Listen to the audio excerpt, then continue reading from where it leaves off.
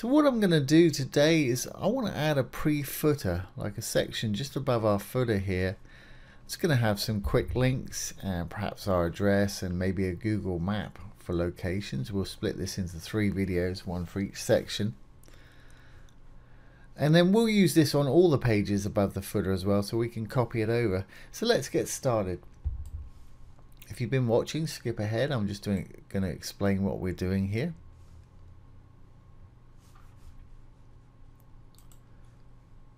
Here's our root folder. The root folder simply means where we started with an empty folder. We created our index.html, which is the home page, and the other pages about, features, price, and services. We're working on the features page right now. We created a custom style sheet or a CSS file to dictate how our site actually looks. And we got a folder with some images that we've been using in our site. So I'm going to go ahead and open up our features page. I guess we'll continue working on this one today. I'm going to open it up with my brackets text editor. If you don't have a text editor, then any text editor will do, but you can get this one, brackets. It's absolutely free. You can download it from a link below the video here. Let's go down to the bottom where we left off. Here's the footer. Here's the last section we built. I want to build it just before the footer here. Like I say, if you don't have a text editor, download brackets from a link below. If you do, any text editor will do. So if you've got a favorite, feel free to use that. Okay, well, let's start building. I'm going to create a new section. We've done this many times. Again, if you've been following along, you might want to skip ahead till we actually build. But I'm going to build a section with a row with 3 columns in it. So we're going to build a section. I'm going to give it the ID so we can target it. I guess we'll call it P for pre, a footer. So it's going to be kind of pre-footer, if you like. Don't even know if that's a term, but that's what I'm calling it. Okay, and inside our section here, we're going to want to have a container because we want our little 3 sections there to be contained. We don't want it to go full width. So a row,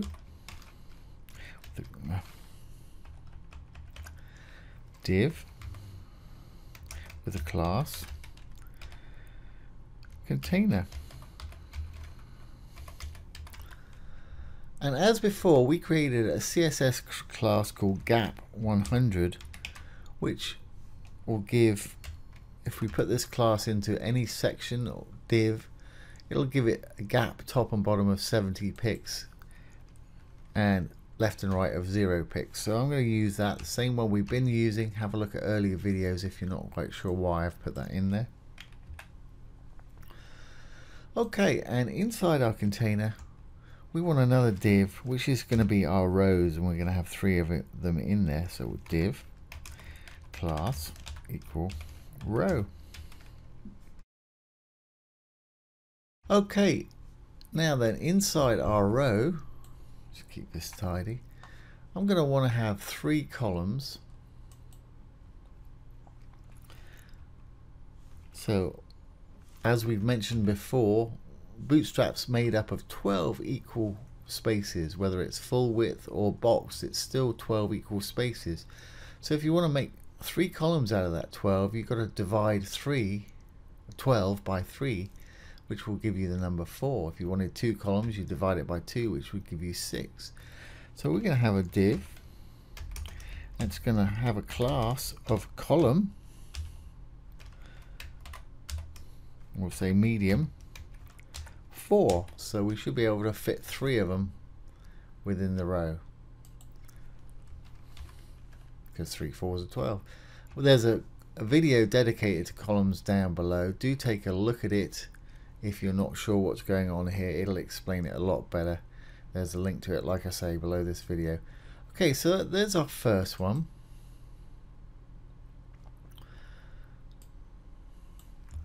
Let's copy that, and I'll make 3 of them.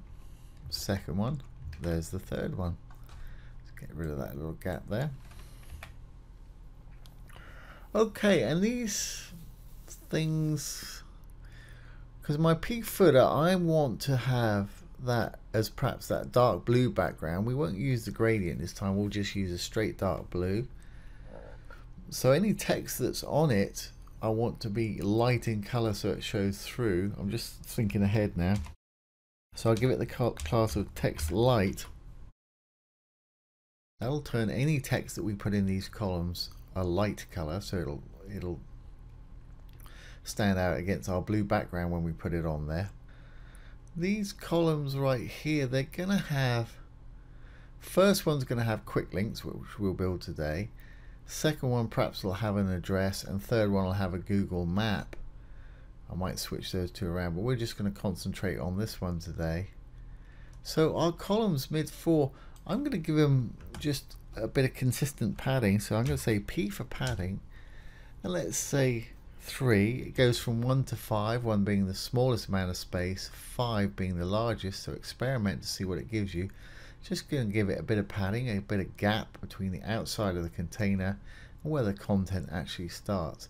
I'll do these for all of these so it remains consistent. So I just copied, Control C, and I'm pasting it in our other columns there.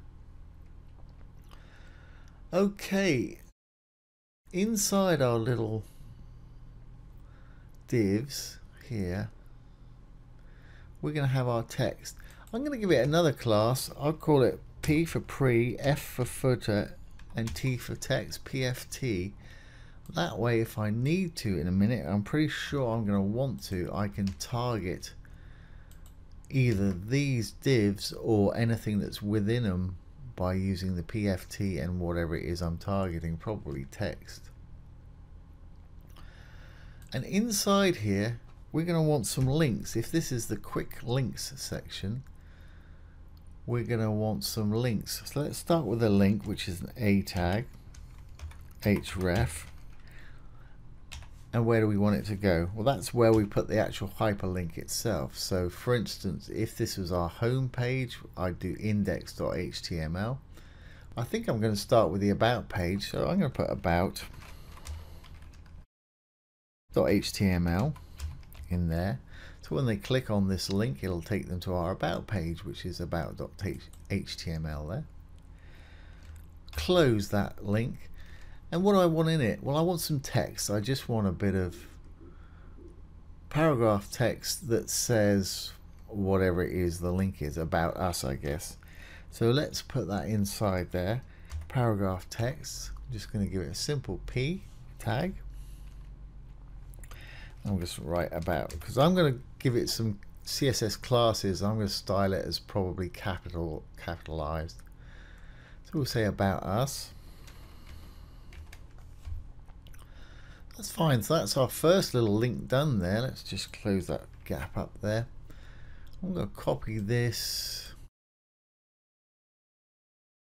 While I'm thinking about it, I think rather than stack these on top of each other, I'm going to give them their own divs. That way we can give them space above and below, and I might want to put a bottom border perhaps on the div so it stands out. So let's just give it its own div, and we'll give it the class of, I guess really this is the pre-footer text. So this is just the pre-footer column right there. So I'm going to call that, I'm just going to leave that one as PF. And we'll call this one PFT because it really is the text for the footer. PFT. And you see that's all red there. It's because we haven't got a closing tag on our div up here. So our container column is now called PF, class of PF. And our text, when I wrap it, is going to be called PFT, pre-footer text. So let's cut that closing div off and wrap our little anchor tag in it. So Control X to cut. And it wants to go down here underneath it, so we're wrapping that anchor tag or bit of text in there, and we'll pop that across. So how many do we want? I'm gonna copy this. So there's our first one, which will be about pricing, services, features, contact. Okay, so let's do that. We said pricing.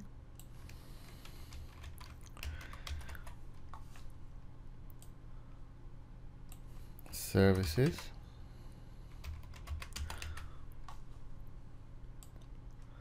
features, and say contact us, I guess. That's fine. I think that's all I really want in that section there. So there's our HTML built for our first little section. It's not going to look like anything at the moment. We can have a look at it if you want. But I really need to go to my custom CSS now, put the color behind here, and decorate anything that's going on here. So let's save that, Control S. Let's go to our page and we'll take a look at it. Like I say, it's not going to look like much at the moment. If I refresh, roll down, there it is. Well, we got our tags, our links that we created, and our pre-footer sections are there, but it's just a white background. I need to change that to a blue background. Then we'll start decorating this the way we want it. So let's go to our custom CSS and change our background color to this one. So it's an ID and it's called the pre-footer. Let's go to our custom CSS. We'll start down at the bottom again. Great, we're already there. Let's give it a title. We'll call it pre-footer. /*/ and as you know, anything written between the stars will not be read as code, and these titles just make it a little easier to find various sections if you do this. So it was an ID, so it's hashtag, and it was called pre-p footer. And what do we want? We want the background color to be that blue color we've been using, so we'll say background and colon, and where is it? I want a colon, not a semicolon. And where is that blue color? It's, I think it was like 18 something, wasn't it? Let's take it up here. There it is, 181174. That's it. So we'll just copy that, pop it in there. There we go. Save that. Now when we look at our site, we should have that section should have a nice blue background with a padding of 70 pixels top and bottom. If I saved it, looks like I did. Fantastic. Okay, so let's have a look. I'm using Chrome here. Let's use our inspector to style these the way we want. Well, I want them to be white. I want them to be capitalized.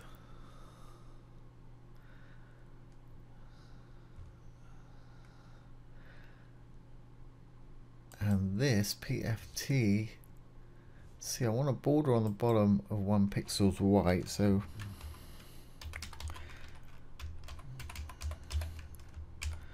say 1 pixel solid, and we want to make it white, which is FFF.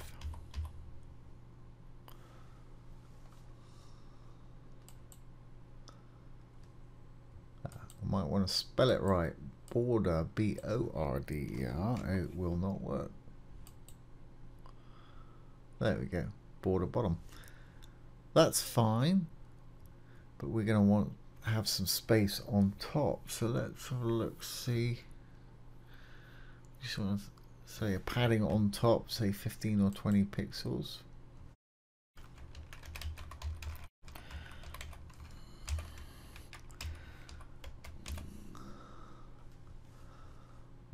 Actually going to be able to see unless we hover over it. I think I want a bit more than that because I want it to be equal with the bottom. Let's see if I hover over that. I should have done the pricing one below it. It doesn't matter. Okay, let's make that 20.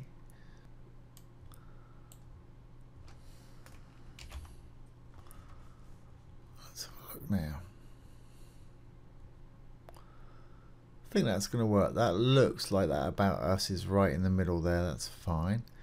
Okay, and we'll target the P separately, but for the actual PFT that we've got there, that is right. So we want to target with PFT class with these here. So I'm going to left click, drag, Control C to copy back to my custom CSS. And it was PFT, wasn't it? The class dot PFT. And we'll just want to open and close some curlies, and we'll just paste in that bit of code we copied from our Chrome inspector there. Like I say, that's Google Chrome I'm using. It has that great inbuilt inspector tool. Save that. Go back to the site. Now when we refresh, it should actually stay the same. Well, we should see some more lines here, and it should spread out a little bit. But that one that's there should remain. That's it. Okay, not sure what I've got going on there. Looks like I've got another line going on there. Okay, so I want to change these now, the actual links themselves, so that'll be PFTA, and I want the color to be white, FFF, and I want it to be uppercase, so let's text transform.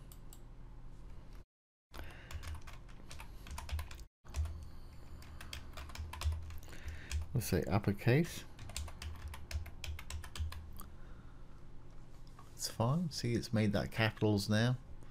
That's great. So let's just copy that, and this is going to be PFT class A. So copy this. Control C, back to our style sheet. And it was PFT, and then we were targeting the anchor, PFT. We were targeting the link, which is an anchor tag. Open and close some curly brackets. Paste in what we just copied. Just tidy that up a bit. Control S. Make sure I got a closing curly. I do. Control S. Refresh. And all our links should be capitalized and white now. Perfect. That's exactly what I need. Okay, and I probably just put a PF class on this. Let's just inspect that, see why that line's there. Yeah. I've put a PFT class on that column of 4 there, and this next one right here, so we can get rid of that. That should be just PF, I believe. So we're good there. Let's go and just get rid of that line, and it's features, and there it is. We changed our actual column to PF, and we changed our div that's within there to PFT. So I just need to change with PF, because the PFTs has got that underline on it at the moment. Save that. Control S. While we're here, let's add a title.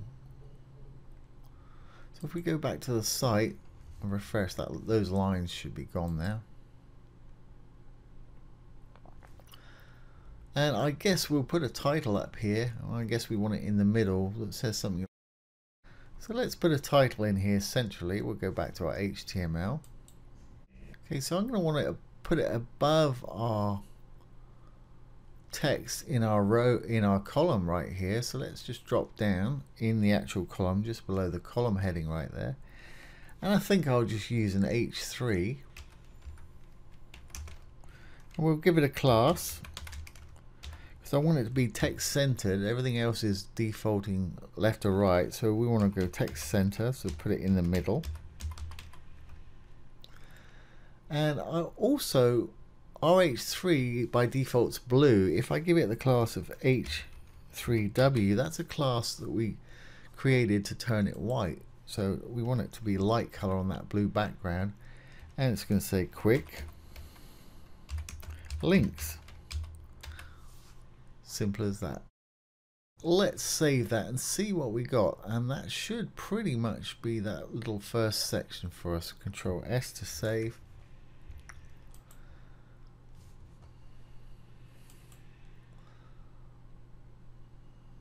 There it is. That's absolutely fine. That's just what I wanted. So we've got our first little section there with our quick links to our various pages. we'll leave it there today, and tomorrow we'll put in our address here and a Google map here. Not sure which we'll do first. Might put that Google map in the middle to make it look more aesthetically pleasing. So there we are. Anyway, we've created this section. I hope you've enjoyed that. The CSS you can download below. I'll put it below. So there's how to create a quick link section in your pre-footer. Today, let's just add a quick Google map to the middle here. Okay, I made an executive decision. Our bottom bar right here, now we've built this section, I think it should be a bit darker. I'm using Google Chrome here. If I look at it with the inspector, I think we can make it quite a bit darker here.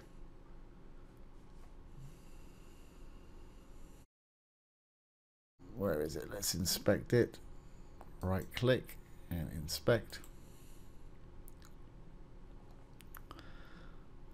There's the footer right there. It's 444 at the moment. I'd like to make it darker. That's what if we take it down to 222. Yeah, I think that just looks better now we've got the blue there. And if we look over here, it says custom CSS, so it's in our custom CSS, and it's on line 317. So here's our root folder. Here's all the pages that we created, .html files. Here's our custom CSS. I'm going to open it with my text editor. If you don't have a text editor, Brackets is absolutely free and you can download it from a link below this video. Now that was on line 317, wasn't it? We need to change it to 222. There's 317 footer background 222. 222. Save, and that's that taken care of. Move this out of the way. When I refresh, that'll stay exactly the same. There we go, it stayed that dark color. Alright, let's get our Google map, and I haven't actually got an address for this because it's a fictitious site here. So let's just open a new tab and go to Google or Google Maps.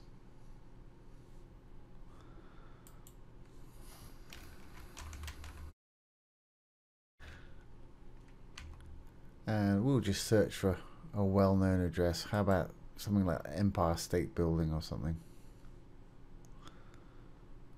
Let's put in Empire. There it is right there. Obviously you'd have an address that you wanted to put in there if you've got a real physical location. And I want to zoom out a little bit so we got some of the waterways in there. Something like that. Okay, so we want to put it on our website. So what we're going to do, we're going to go down to the share button. We're going to hit the embed a map tab right here. Copy the HTML. Now let's go back to our features page where we were, features.html. Here's our pre-footer. Here's our quick links. Here's our second column where we want to actually put the map itself. So I guess we'll give it a heading just like we have on this one. Let's paste that code in there before I do that. I'm putting it in column 2. It's just an iframe. There it is right there. Now the important thing at the moment, it's 600 wide and it's 450 deep.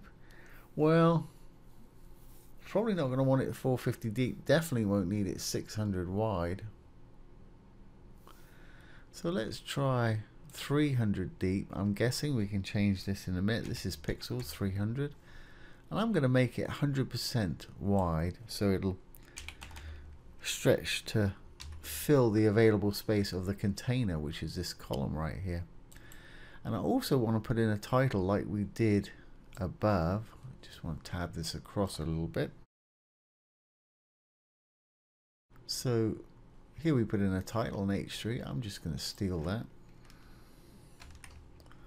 I'm going to put it above our little map there. I'm going to say location.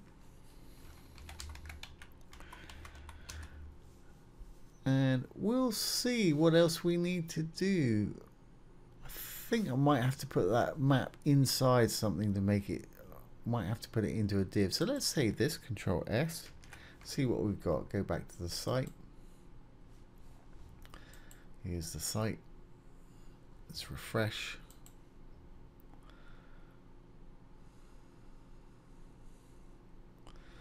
Okay, yep, there's our map. And as you can see, it's a live map.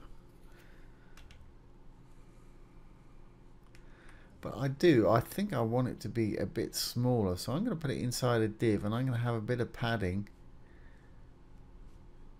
I'll drop it down a little bit and squish it in a little bit, because I just want it a little bit smaller than that. It's almost there. So let's go back to our HTML. What I'm going to do is I'm going to wrap this iframe here in a div of its own. And I'll give it a bit of padding. Start with a div. And I'm going to give it some of the Bootstrap 4 classes. I'm going to give it some padding to start with, so it'll squash it in a bit from the sides.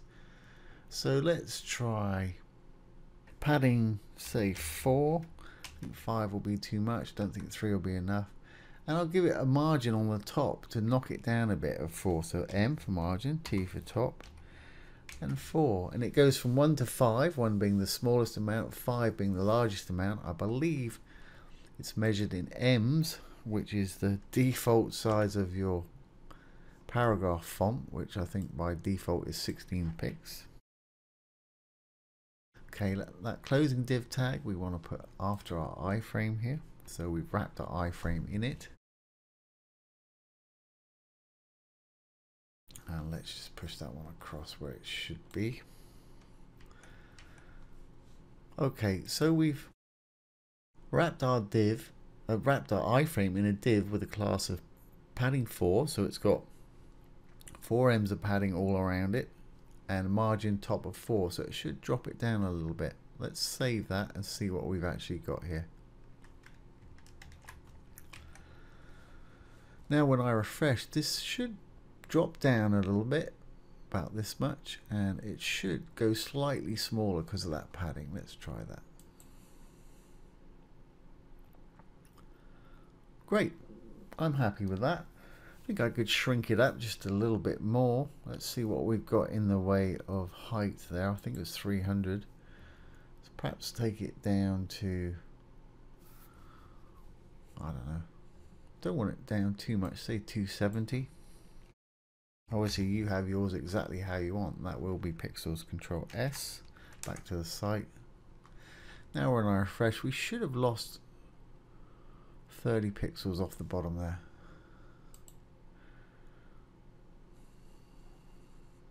That's fine. That's going to work absolutely fine. Okay, so that's how to add a live Google map to your pre-footer. Real easy. We'll be doing this again in the contact us page, where I'll do a full width Google map, and we won't have this pre-footer on that page. We're going to continue on today and finish off our pre-footer here. If we go down there, this blue section, we added a quick link section, and yesterday we added our Google Maps. On this side, let's put an address and fax and email and all that, and perhaps call it reach out or something like that. So let's get started. I'm going to open this page HTML file. Here's our root folder where we created all of our files. This is the features page we're working on, so I'm just going to right click and open it with my text editor, which is brackets. If you've not got a text editor, brackets is absolutely free and you can download it from a link below this video. If you do have one, that's fine, any text editor will do. So here's where we left off. Here's our pre-footer. Here is our quick link section. Here's our map section. So I'll take that back a little bit. Shift tab. There we go. Lined up a bit better there.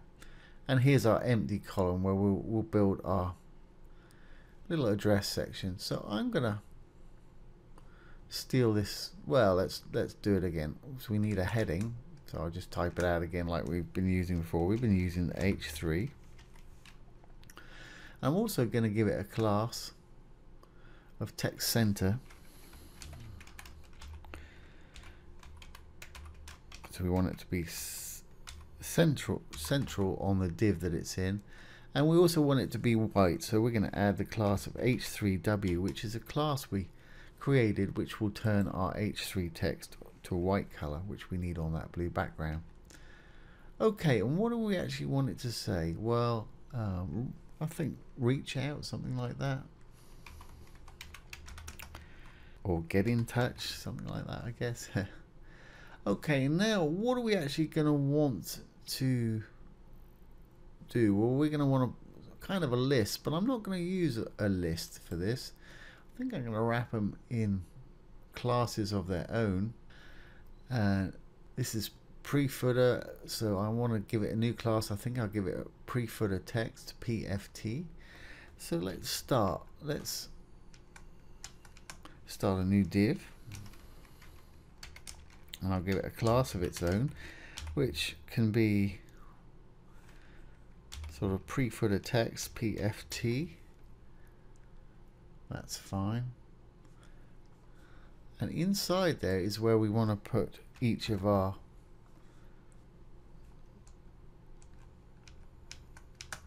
contact details. So let's have a think. First thing we want to do, I guess, is a phone number. So let's put a P in there. And international 01 USA 321 123 4561. Guess we'll split those up a little bit. Okay, we can say that's telephone, and we can copy that whole div, and I'll change this number. Obviously you'd have real numbers to put in here. I'm making this up as I go along. Fax number, perhaps slightly different. Then we're going to want an email. So info, no.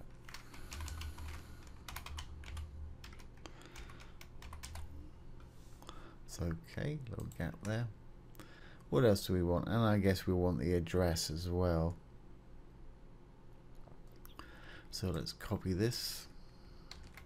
For the address, I'm going to want things on different lines. So let's paste that in there. Let's say, guessing 123 your street. Now I want to put a break in there because I want the next thing to be on the next line. So we're going to put a break in, BR. Some big city, I guess. Where is it? Suite 2A.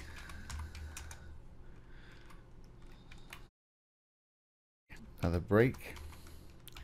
Next line, big city. I guess I'll just write big city. And finally, want another break with a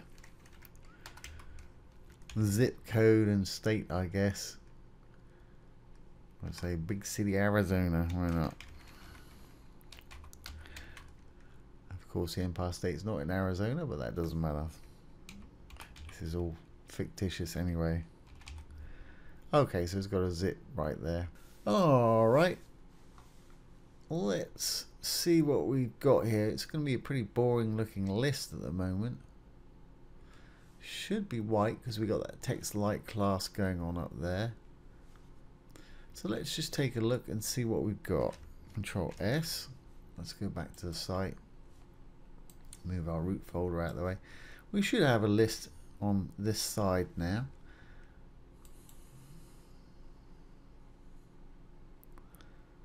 Yeah, there it is.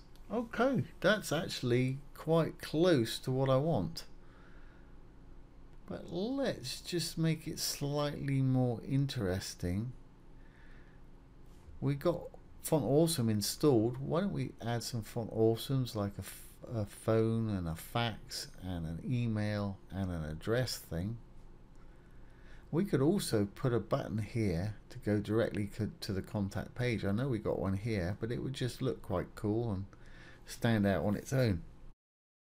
So let's go to Font Awesome and choose some fonts. And go to icons, and if you don't know what we're doing here, have a look at the playlist that's below here. It's got all of the videos from this series in it.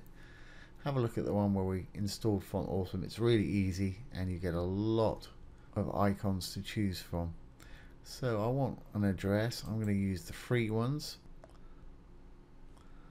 And first thing I want is a phone. That one will do fine.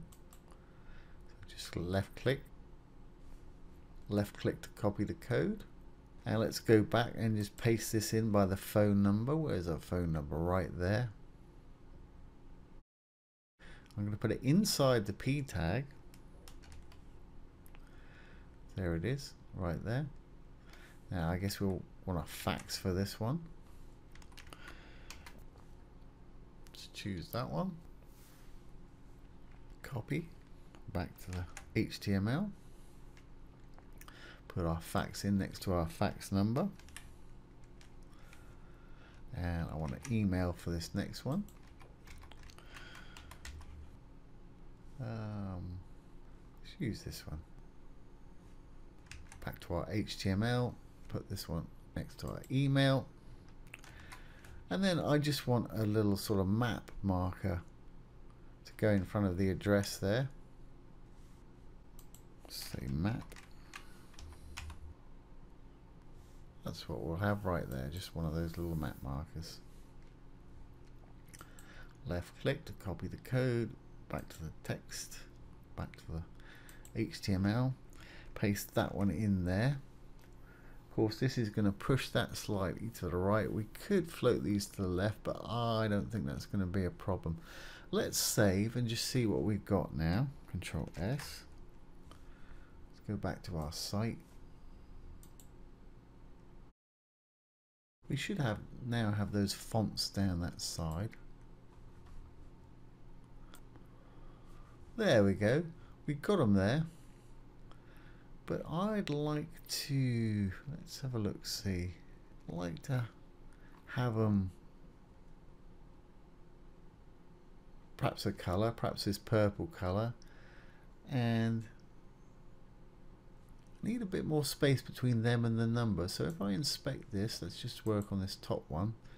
Again, I'm using Google Chrome here. I'm just using the Google Inspector, right clicking and inspect. I'm on the icon. So what I want it that purple color. So let's say color first.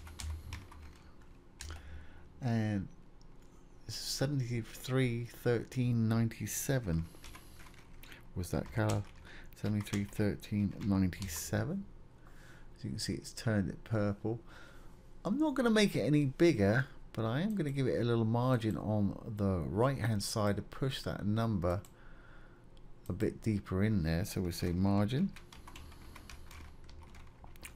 right. What should we do? Let's try 10 pixels. That might be too much. I don't know, that's okay, I think. Let's just leave it at that. The other thing we could do, probably won't though, is I could push these icons so they're slightly off to the left and so the writing's all lined up here. But I don't think I'm going to do that. I'm not too worried about this being pushed over a little bit there. It would look a little like this. Let's say margin left. Say minus 25 pixels, something like that. Maybe a bit more. See, that would keep all the text lined up nicely. Just rolling my mouse wheel over it. I think I want to go back just a little bit more. Something like that. So it'd be 29. So all our icons would be out in this little gap here, and that would be lined up correctly with the rest of the writing. But I'm not going to bother about that. I think I'm going to just leave it in line like that. We'll copy this, and what I need to do is target PFT, which is the div that it's in, and the I within it. So it's PFT I, and then paste this code in.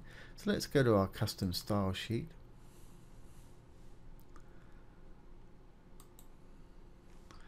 And right down at the bottom, I'll start a new title. I'll call it address.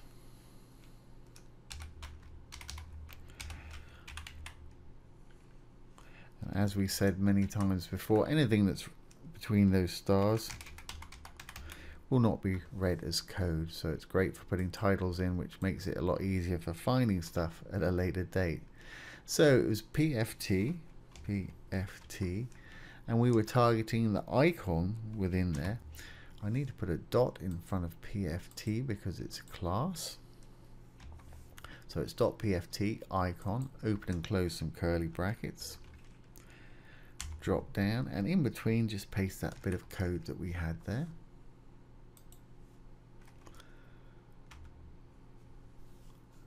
Make sure I got the curly on the bottom. Yep, sure do. Save that. Back to the site. And let's get our inspector out of the way. Refresh, and all our little icons should turn purple and have that little bit of 10 pix space on the right hand side. So let's refresh. There we go. Like I say, we could pull these over so it was all lined up, but I haven't got a problem with that. I think that'll work fine. Okay, let's put the cherry on the cake and just add a little button over here, and we'll use our purple button that we had up the top, I guess. This one right here, which is, I'm only using the purple because it's the same color as our icons there, button danger. Okay, well, let's go to our HTML and put that one in. And what I'm going to do is our HTML. I'm actually going to put it within this one right here because that's where I want it. I don't want it to be outside. I want it to be on the right hand side. So we might have to use a bit of float going on. So I'm just going to add it to the end of this within the p tag. So let's add it to the end after that number, and it's going to be a link, an anchor tag, and it's going to be a class of button. And what did we call it? It was button danger, wasn't it? Was the purple one. Okay, so we've got our class. Now where do we want to link it to? It's going to want to link to the contact page, but we haven't built that yet. So let's put href, and we'll leave a gap, or we'll put a hashtag in there where the link wants to go for the contact HTML that we've not actually built yet. If I close that out just after that, then we want to put the text that's within the button, which will be contact, I guess. That should be it. Like I say, we're probably going to have to do a bit of CSS to get this in exactly the right place. So let's save that and see what we've got. Back to the site. Let's go down. Refresh. We should have a button over here somewhere. A purple contact button. There it is. Okay, that's great. But it's pushed it down a little bit. So let's see what we can do. I want to pull it up a bit with a bit of top margin. Negative. And I don't know if I want to put it further over to the right. So let's select it. Inspect. Let's roll it up so we can see what we're doing. See, we're on the button. Let's say, let's try floating it to the right and see what happens. This may or may not work, so we're going to say float, F-L-O-A-T, :right. That's okay. Just we need to pull it up a little bit. It's leveled off that line a bit more, which is I want. We just need to pull it up. So we'll say margin top. and we'll give it a negative value, so it'll pull it up, let's say -20 or -25 pixels. We can always adjust it.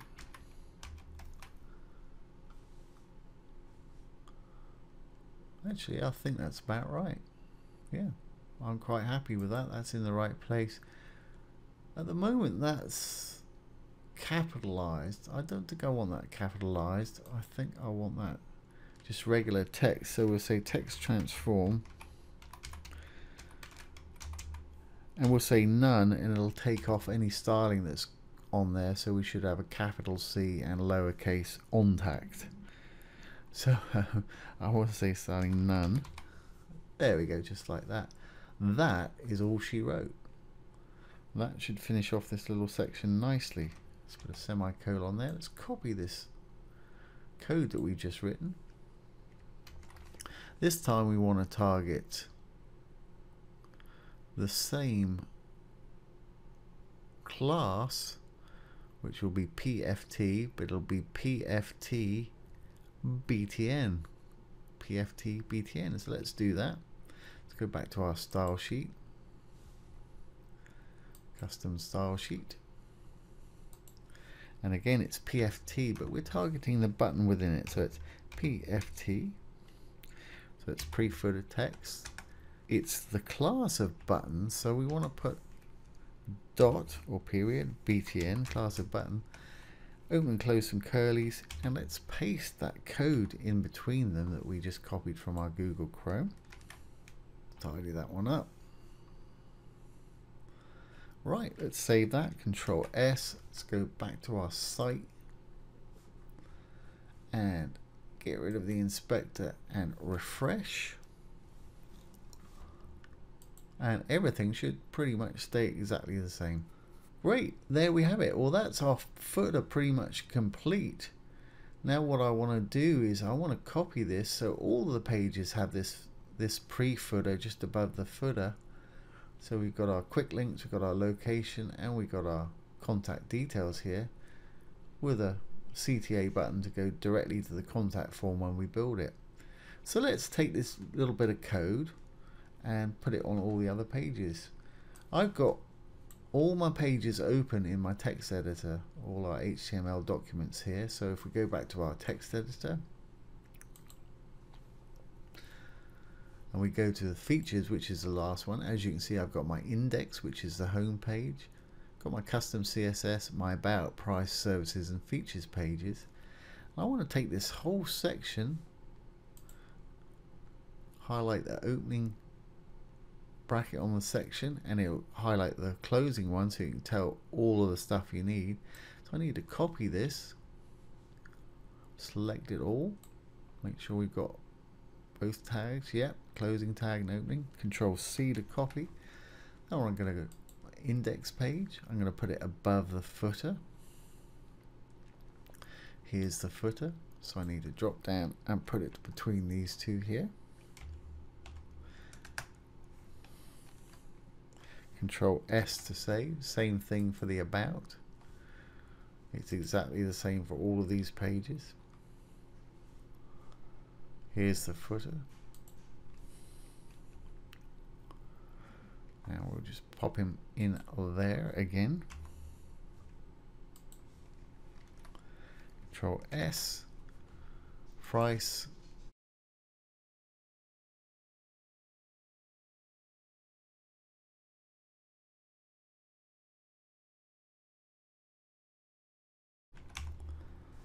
Here's the footer, so just above the footer again. Control S. Last but not least,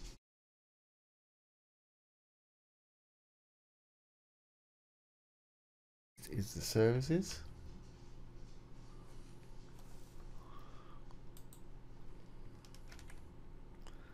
That's it. Control S. Let's go back to the site. Now all of our pages should have this pre-footer, and also our footer should be dark on all pages. Let's go to the home page, check it out first. There we go, there it is on the home page.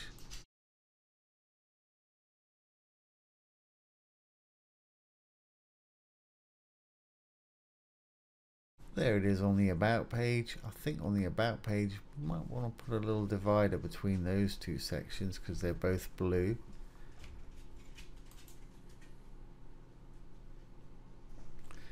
Pricing page. There it is after our sponsors, brands. Service page.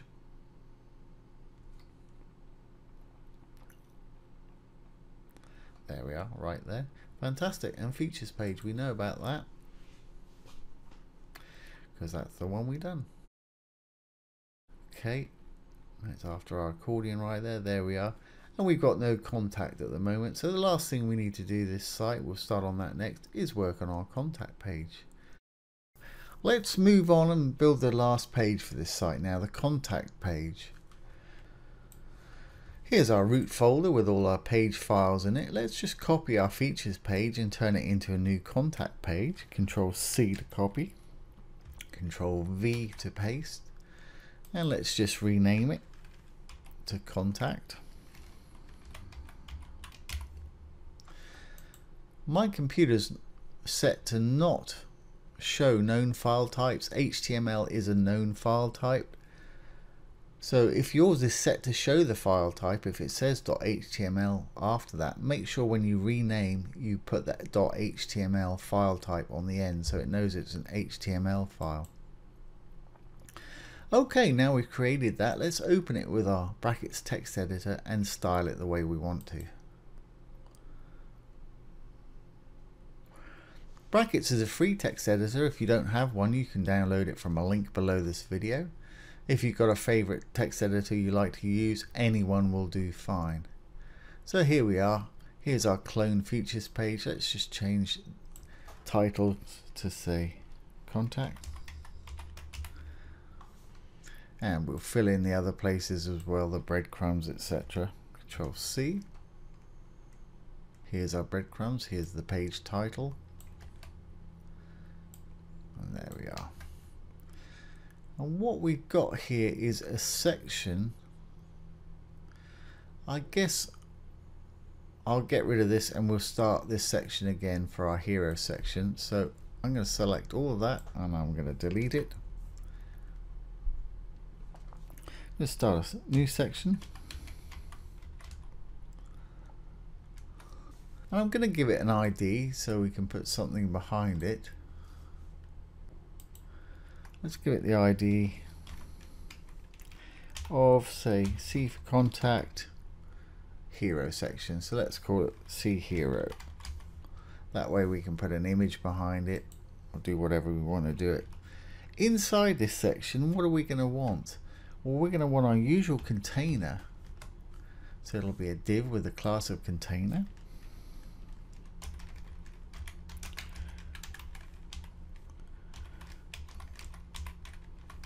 So it won't be full width if we put it inside it. Let's give it this class of container, which is what we want. We don't want it to be full width. And inside there, we're going to want our contents basically. And I'm going to use a class that we've added, that we made up, called gap100. That will give it 70 pixels space top and bottom. Watch some previous videos if you're not sure what I'm doing here. We just created a class called gap100 that will add space top and bottom.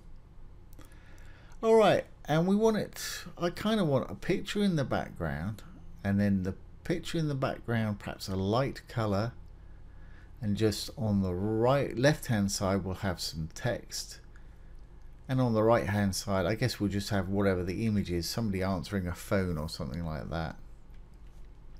So let's create a new div, make it a row, div with a class of row.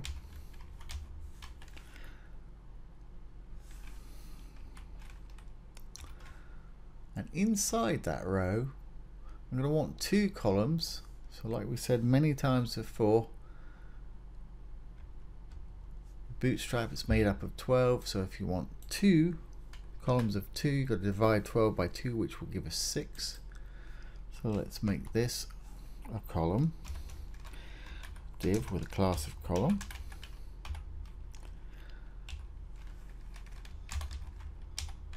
medium 6. And if you're not sure about our columns and structures and that, down below the video I've got a link to another video dedicated to columns. Do have a look at that because it will clear up all the mystery of columns and rows and things for you. It's quite handy to know. Okay, so we've got one column there that will have a bit of text in. I'll put another column in. I'm not sure if I'm actually going to have anything inside it just yet. It may be redundant. Okay, so we've got our section, we've got our container with the gap top and bottom of 70 pixels, we've got a row with 2 columns in it. Okay, and the first of our columns, I guess we're going to want to have something in there as a title. So we'll make it H2. H2. We've previously styled our H2 to be big and blue, which is fine in this case. Something like reach out to us today. And then let's have a bit of paragraph text. And I guess we'll split it up with some breakpoints. Well, let's just grab some dummy text here.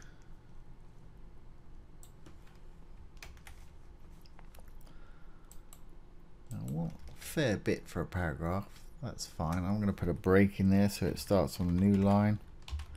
Could just wrap it in some more P tags. I'll put that, cut that one off, just change it slightly. And we'll put another break in there and do that again. And that should be plenty of text for this particular one. Obviously, you'll have some proper text if you're building a site for a customer or a client, or even for yourself. Okay, I'm pretty sure that's going to do it. We can always change it in a minute. Alright, so let's see what we got. It's not going to look too pretty at the moment, but let's save that and let's open our contact.html page. Control S to save. And here's the page. Double click to open it in our browser of choice. There we go. There we go. Okay, there's our frequently answered questions. Fine, that's retch out to us today. I might want to change that. Okay, let's do one thing at a time. I've got to change that and spell it right. I think I want to justify this text, and we want to put a nice image behind this here. So we'll do that. Let's go back to our HTML and REACH, we'll spell that right. And this paragraph text, we'll give it the class of text justify.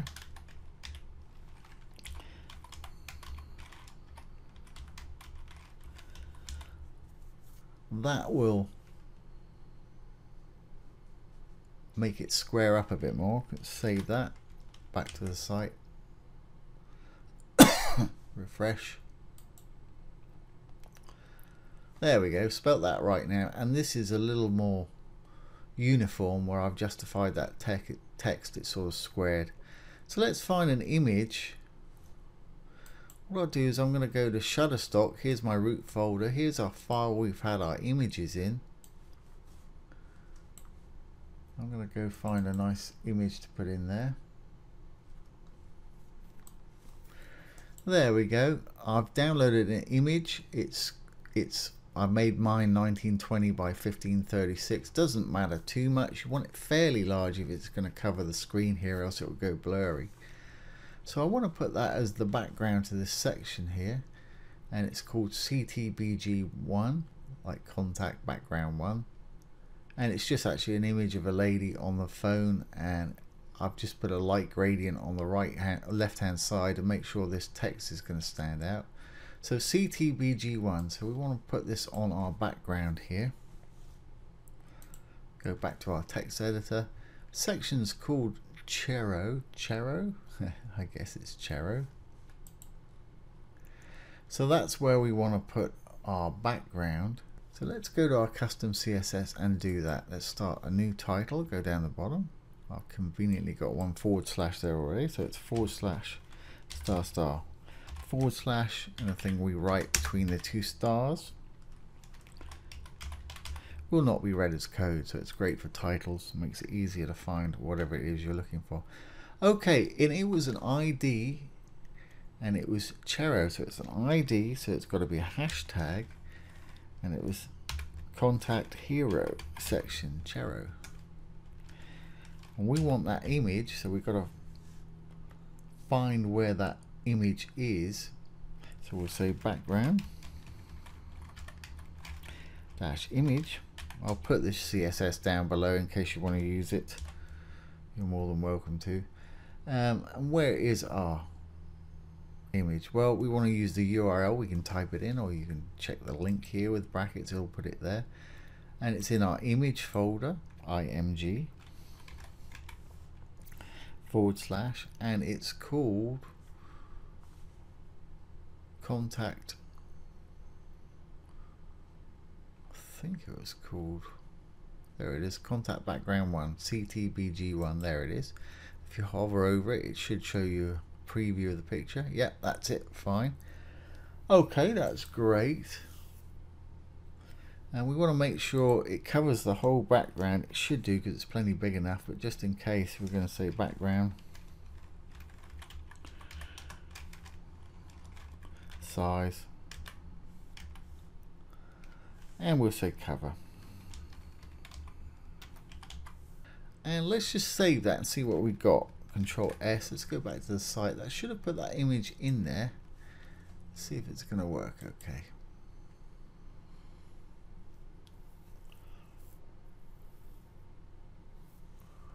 Yeah, it does work, but it's not exactly what I'm looking for there. All we can see is the top of her head. I want to see more of her here. What if we make this fixed so it stays where we are, where we roll up, and we'll give this a minimum height, say 500. I don't think that's going to make a lot of difference, but let's just try it anyway. So let's say background attachment fixed.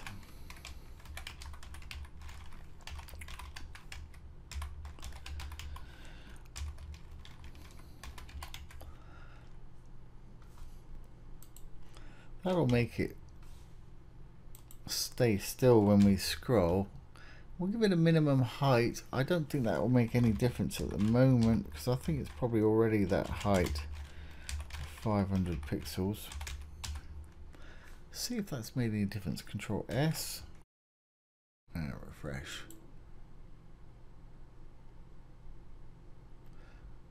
Yeah, that's better. You can see the actual picture of the lady on the phone. Now when we scroll, yeah, that's absolutely fine. She'll stay still. We started on our contact page yesterday and created this little hero section here. Today we're going to leave the sections we don't want and start building our form and address section. We're going to get rid of this FAQ section, and we're going to get rid of this pre-footer on this particular page, but we are going to recycle our address. So let's look in our folder. Here's our root folder. Here's our contact page we're looking at. Let's open it with our text editor.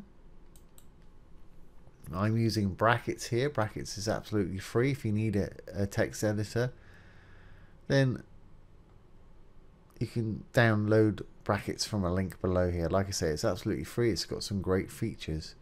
So here's our FAQ section. I'm going to get rid of that completely. And we will get rid of the pre-footer, but I'm going to keep it for the time being. So I want to recycle our address section on there. Okay, so we've deleted that. Let's create a new section. I've done this many times before, and I'll give this the ID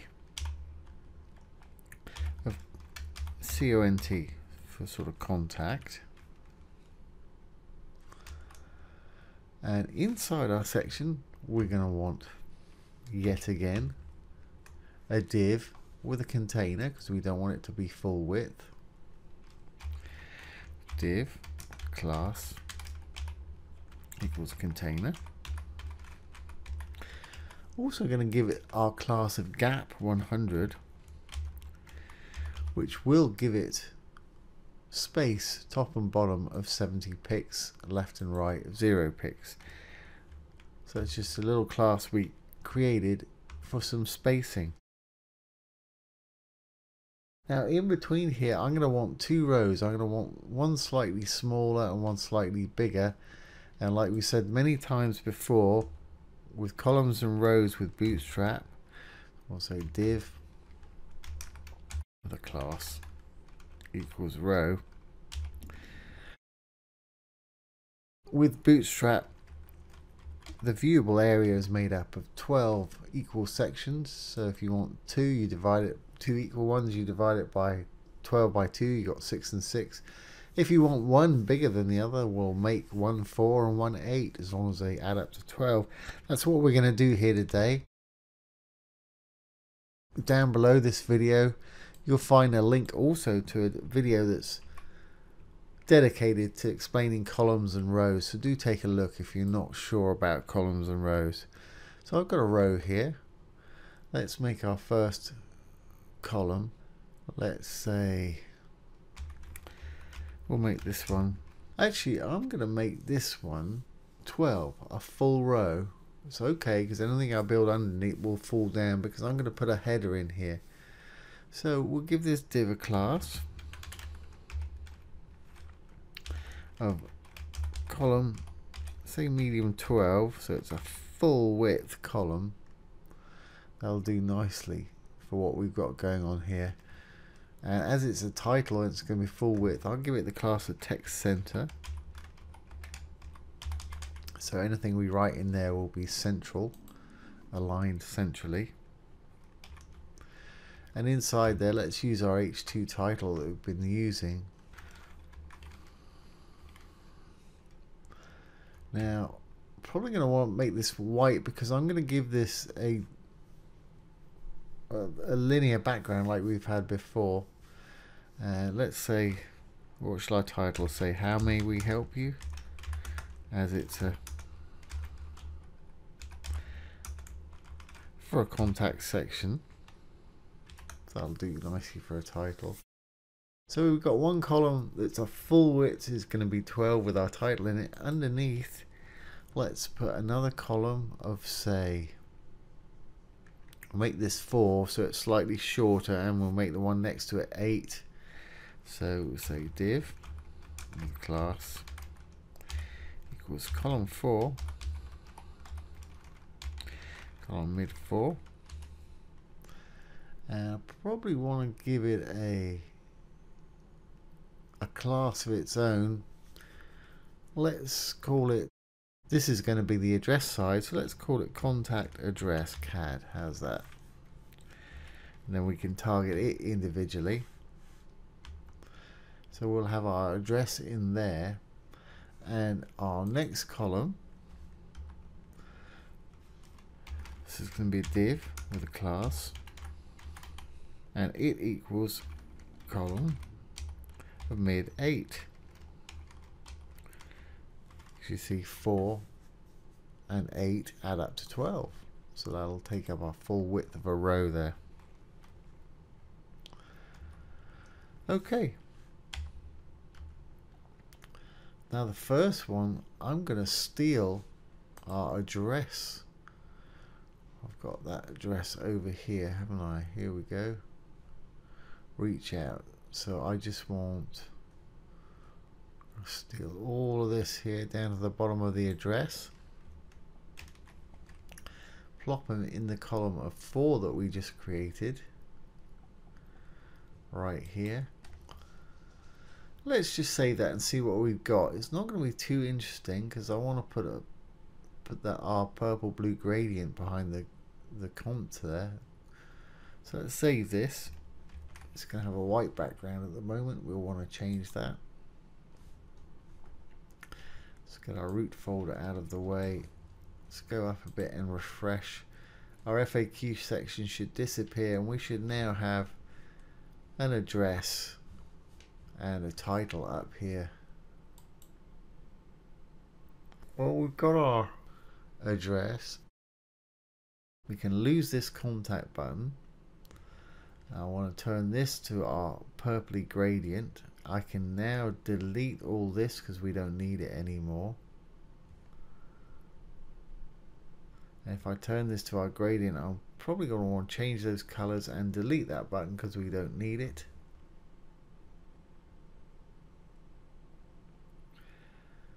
So let's do that.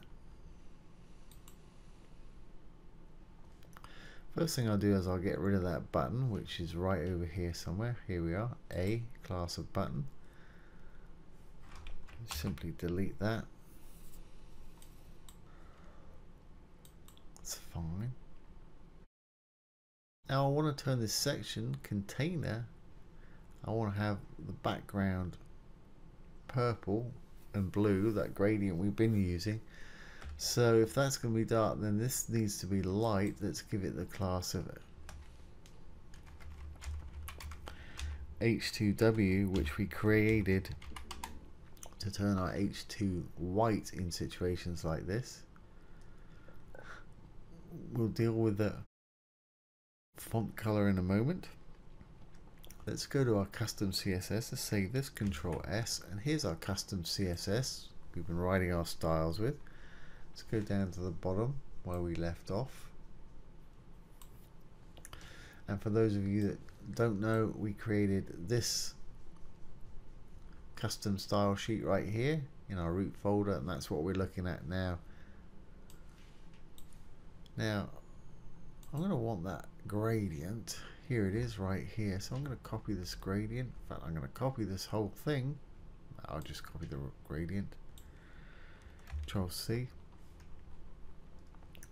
Now our section ID was cont for contact. It's an ID, so it's a hashtag cont. Open and close some curly brackets, and inside we want to say background. Well, we just paste that bit of code that we copied, background image. There we are. We got that gradient there now. Alright, I think there's anything else we want for the moment, so let's save that. Control S, go back to the site. Okay, when we refresh, that button should disappear. This text will turn white, and our background should turn that gradient color. There we have it. That's great, but we need to turn this text white. I think we need to turn our icons perhaps to the red color or a white color. I think the red would stand out nice. Text white, icons, and then we need to add our form on the right hand side, so we can get rid of this too. So let's go ahead and do that. Let's go down to our HTML. Okay, let's have a look. So I want this text to all be white, so we can call this text, give it the class of text light. That will turn the text to a light color. Then we want to target the CAD icons to turn them red, so we can say .CAD icon, and we can use our red color. So let's go to our, save what we got, Control S, go to our, so it was CAD and it was I, open and close some curly brackets, and we want to put our red color in there as the background or the color for the font, so it's color. That was our red color, which was E42448, I believe. 42448. And that should give our icons that red color now. It should stand out better. So let's save that. Back to the site and refresh. These should turn red and our writing should turn white. There we go. Now let's add our form on the right and lose our map. In fact, we've got to hold on to that until we put our Google map in there. So let's just put our form on the right. So here's our other column where we want to have our form. So I'm going to get a div with the class And we're going to give it, say, contact form section.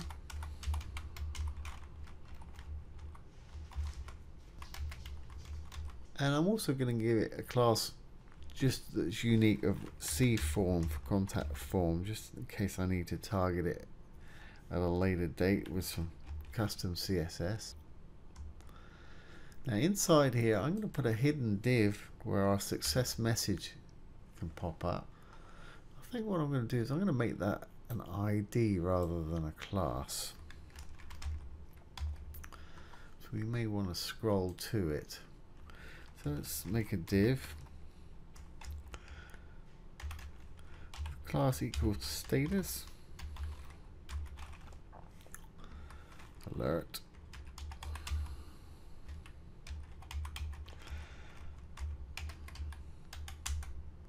Now we don't want this to be seen until the form's actually sent. So we'll say style equals display none.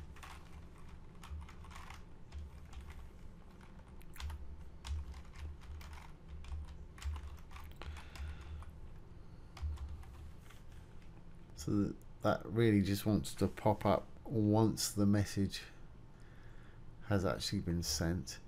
I'm going to leave that div just in line like that, so I'm not going to split it up. Now we want to actually create the form, so it's going to be a form ID.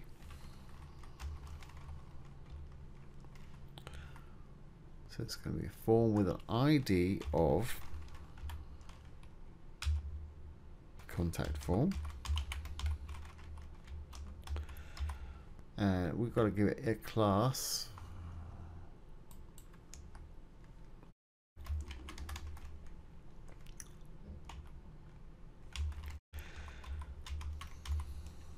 And we'll give it a name, which is contact form.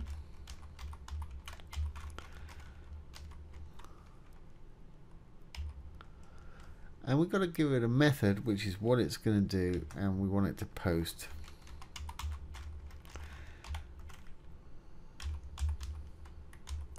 A lot of this stuff won't make a lot of sense while we're building this, but we will be adding a PHP form that will send this mail, and so we've got to add an action, and the action is going to be the form, the PHP form that we'll create. We'll do that in a future lesson. I guess we'll call it send mail .php.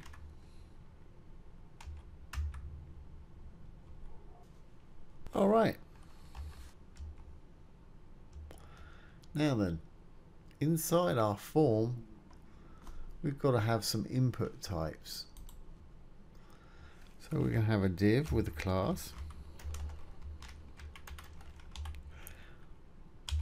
form group,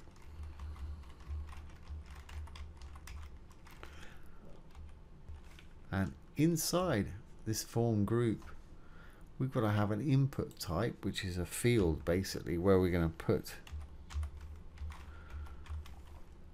some input, obviously. And what type of input type is it? Well, this first one is going to be your email address. So it's going to be an email. And what are we going to call it? Name is email.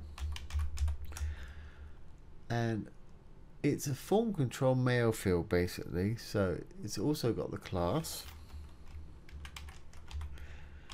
form control,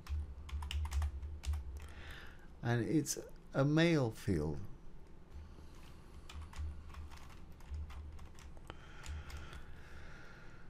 And we want it to be required because we want people to actually have the thing.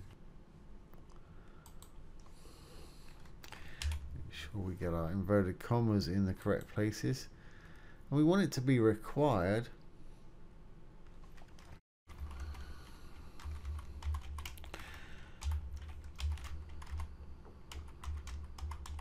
so they have to fill it out basically. And what do we want it to say in the gap? Well, that's the placeholder, and the placeholder is going to equal email address, I guess, or your email, whatever you want it to say.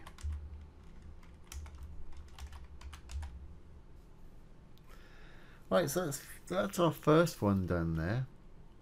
If I close that out,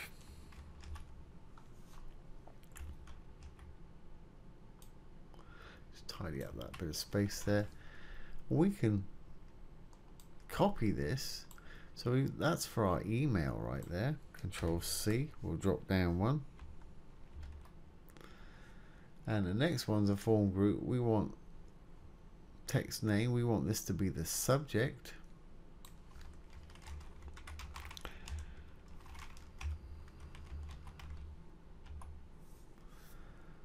It's form control. It's not a mail field, so we can take that one off. We want it to be required as well, but we want the placeholder to say subject this time.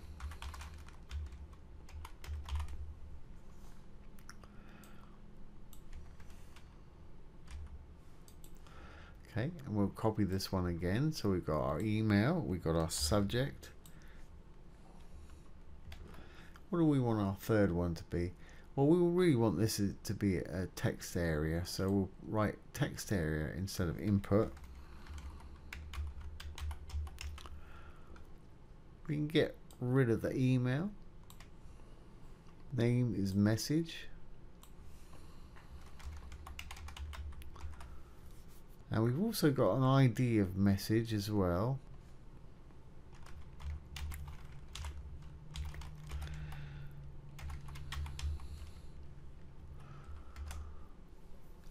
Class is form control as usual. We want to have it required, that's for sure. But we also want it to have 8 rows. We want it to be deep. So we'll say rows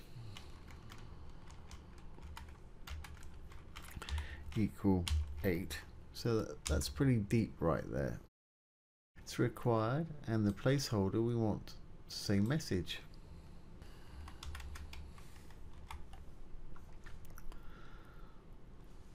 Of course, we've got to close it out because it's different now, so it's text area. So we'll close that out like that. Okay, and now all we need to do is add a button. So we'll start a new div, class of form group.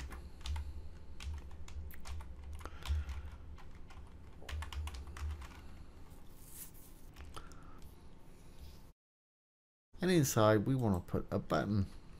So we're going to have a button. And it's going to be, the type is going to be submit.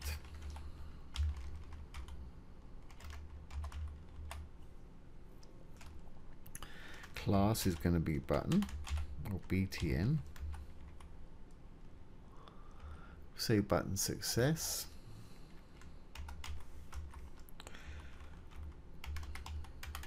We might change that if it's the wrong color for us. I'm going to give it another class of its own called RBTN, because I'm going to float this button to the right. So that's going to be for kind of right button. Now what do we want the button to say? Something like reach out. I guess I don't need that gap there. I'll off center it. Okay, that should be our form there. I'm missing something here.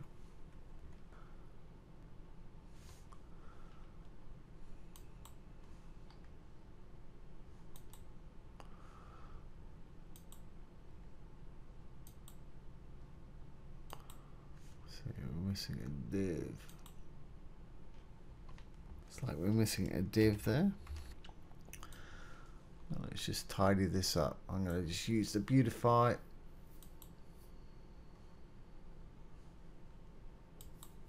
There we go.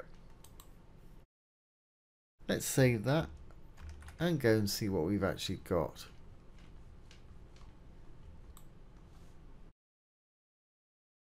There we go, there's our form. What we'll do, we'll continue on with this tomorrow. I'll just tidy this up a bit. I'll float that over to the right. We'll get rid of this section and we'll add a Google map. So we'll leave that be for the time being. So there you have it. There's how to add your contact form to your Bootstrap 4 site.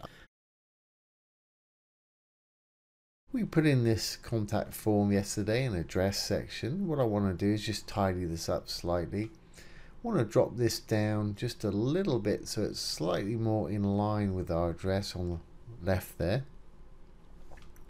And this button, I want to float it over to the right hand side, I think. And then we'll put a full width Google map in just below. So let's go ahead and do that. Most of this we can do with Bootstrap classes right here. So let's go to our HTML. I'm using the brackets text editor. If you don't have one, you can download this from a link below the video. It's absolutely free and it's got some great features. Okay, let's have a look. See, the first thing I want to do is, here's our column with our contact form in it. I wanted to just drop this form down a little bit, so I'm going to add the class of P padding, T for top, and I'll say 3. It goes from 1 to 5, 5 being the most gap, 1 being the least gap. Try it out, decide what's best for you. That should pop this down. Not sure if that'll be enough. I may have to make that a 2, or I might have to make it a 4. We'll see. And this button here, I want to float it to the other side, and we've given it a unique class of its own called RBTN, and I'm going to use that to float it to the right. So I'm going to target RBTN with my custom CSS and float it to the right. So let's go to my, save this, Control S, and go to the custom CSS file, and let's just target that RBTN. So it's dot R for right, BTN. I think that's why I decided on that name there. And I simply want to say float colon right. Save that. Let's go back to the site. Now when I refresh, this should drop down slightly to about here. This button should pop over to the right hand side. There we go, button on the right, and this is popped down. I think that's just about right there. I'm quite happy with the way that that's lined up there. Good. Well, let's add our map section, and this is going to be really easy. I'll do it the easy way, then I'll show you exactly how I did it. Let's go back to our page, and we're kind of lucky because if we go to our contact page, we've already got our map, and like I say, I'll do this the easy way. We've got our map right here, and this should work because we gave it a width of 100%, so whatever container we put it in, it should stretch 100%, and a height of 270. I might want to make that a bit bigger, but what I'm going to do is I'm going to grab this whole iframe right here, and don't worry, we'll do this from scratch as well. I'm just going to show you the easy way. Control C. And this is our pre-footer section here, so we don't need any of that. We can get rid of the whole of that in a moment. Okay, and under our, this is the contact section with our button, our form right there and our button. So let's put a new section underneath.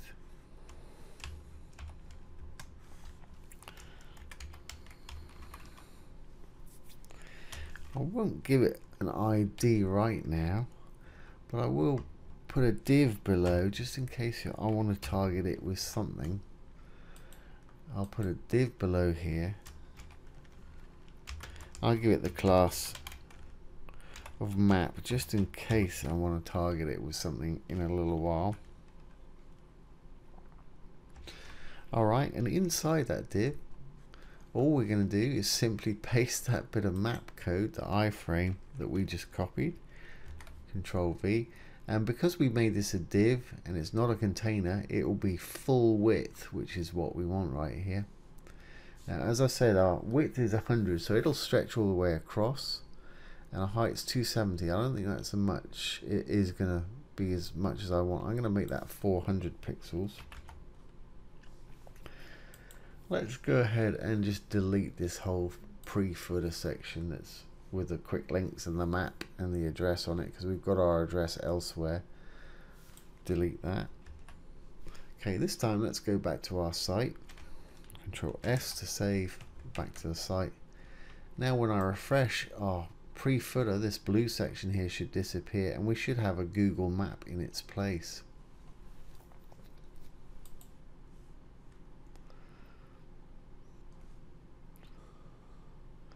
There we go, and it's 400 pixels high, like I said, and it's stretching the whole width.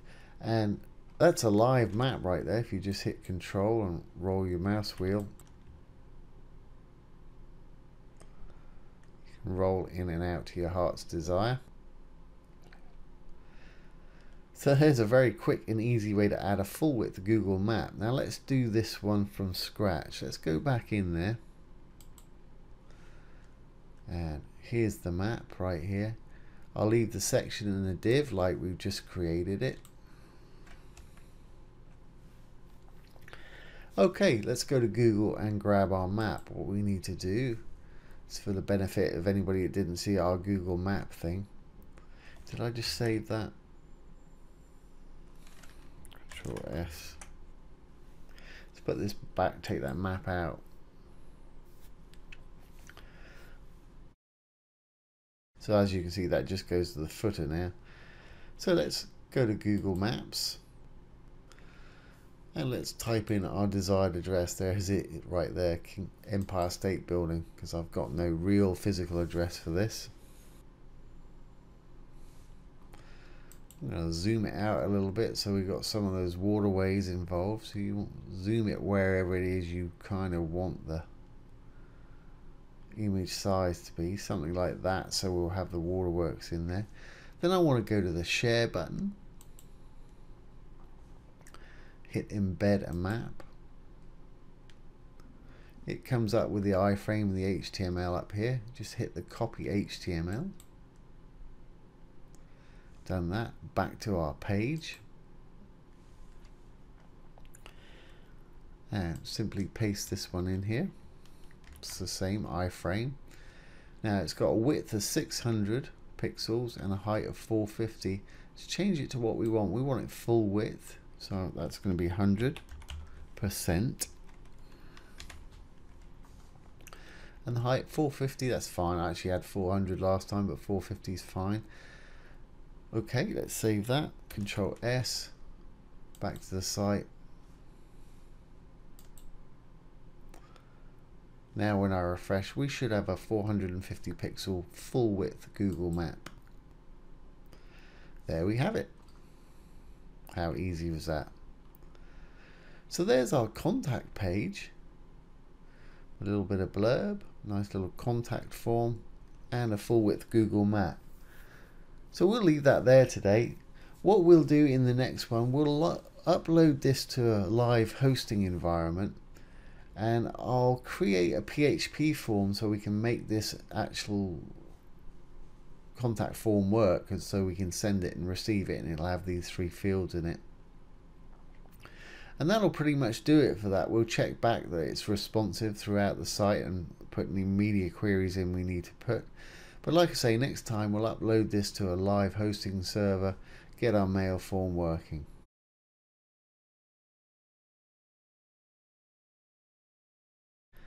Well, we're going to continue on with our Bootstrap 4 Basics project here.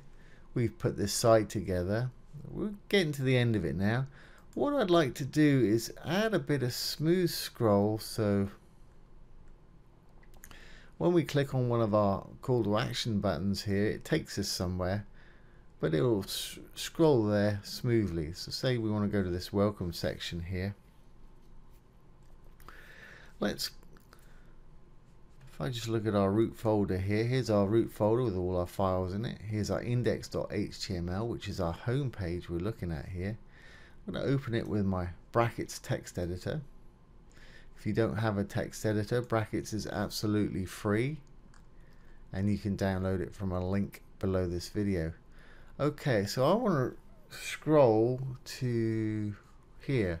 Welcome to Bootstrap. So I'm going to give this section an ID,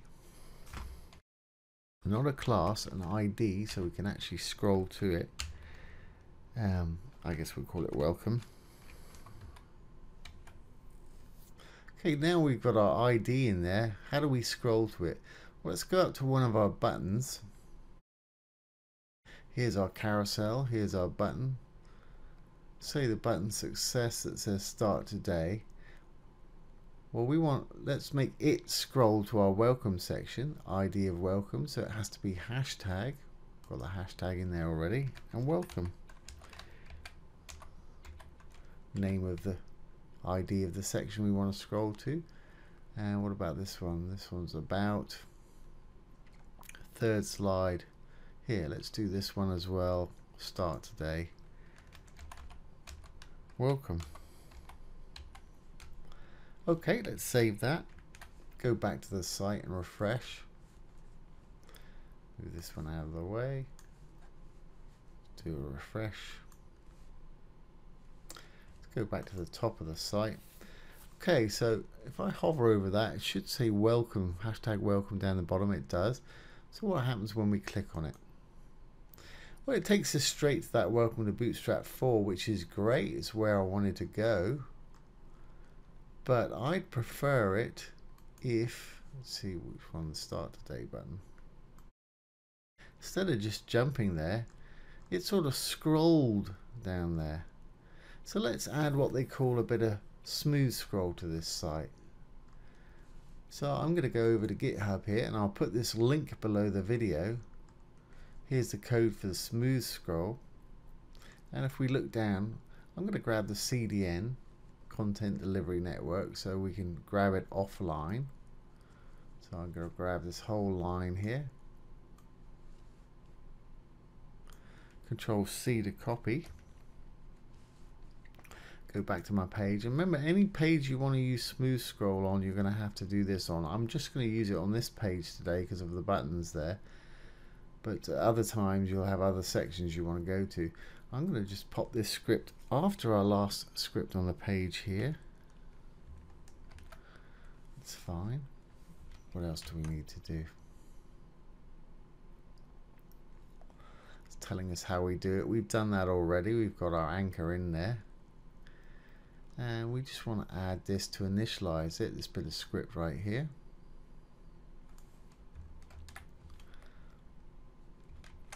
Control C to copy, and we'll paste that just under where we pasted that last bit. That should pretty much do it. Control S to save. Back to the site, let's refresh. Now when I click on this button, it should smoothly scroll down there, you see? Sort of rolls down there, which is just exactly what we want. And you can use that to anchor different sections on your site, on different pages. Just remember, if you're going to put it on a different page, then you need to put that script on the bottom of the page that you're working on. For instance, if we had a button here, learn more or something, you could have it take us down to this section here. You can actually have it take you to a section on another page by putting the .html, then the anchor tag.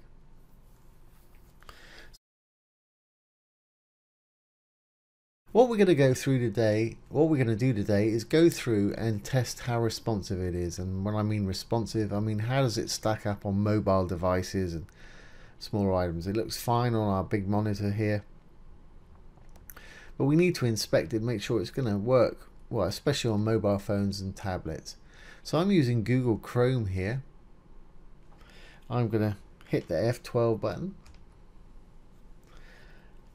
and right here we've got what they call a responsive toggle or toggler to turn on your various responsive sizes. So if I hit that, it's gone to responsive. We can pull it in and out however we want. Right now I'm just going to test for phones.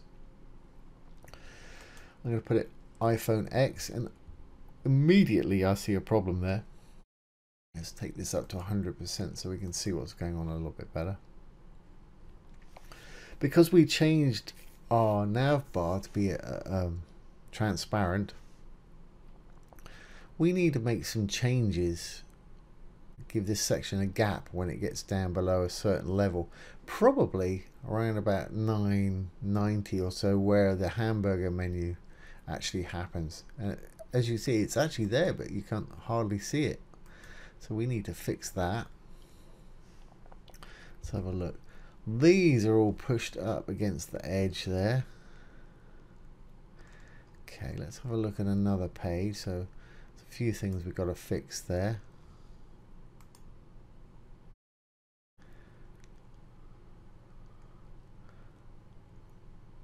Okay, that's all right. I want to put some gaps between these on smaller devices. These are pushed up to the edge again. It's a little tight. And of course we got this double blue section. I might decide to change something about that. Just looking at some of this I think we can fix with some simple CSS. See, most of this is fine. Those want to be centered. Same business there. I'll do one more page. Like I say, I want to put that button up on smaller devices as well. Just have a look at services. Okay, and again, these are squished up to the side, which is okay. Bit of a gap there between the two rows, I imagine. A little tight there. I want to centralize that button as well on smaller devices. And again, centralize those.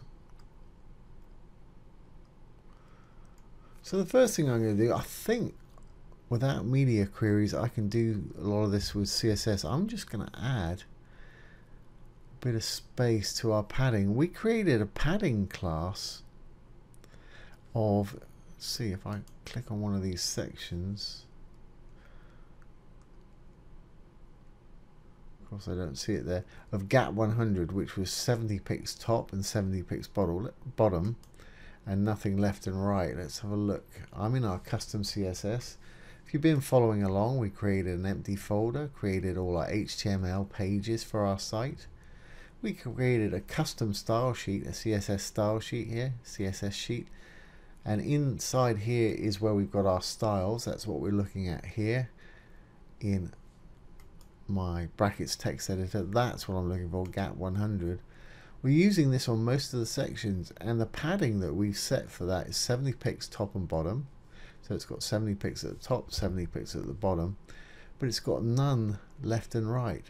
I'm pretty sure if I just change that to 25, it's going to take care of a lot of these spacing issues that I've been seeing on the phone mode, like this here for start. Let's just do it and see what happens. So let's say 25 pixels is something we've been using. So let's use 25. We can always take it down or take it up if we want to. So now it's going to have 25 pixels padding either side. So let's save that, Control S, back to the site and refresh. Let's get that paragraph up so we can see what actually happens. There we go. It's giving it more breathing room either side, which is what we want, and it should have fixed. And here, haven't got those buttons fixed. Those still want to be centralized, and here on the pre-footer, which is great. That's it. They're not all squashed up against the edge. Still a few things we've got to take care of. That's great. So I'm pretty happy with that. All right, let's go back to our home page. And we'll deal with this first. I want to drop this whole section down by probably, from memory, we had 100 pixels header. So that's what we want. So if I right click on this section right here, I think it's going to be right there. The BD example class. And I think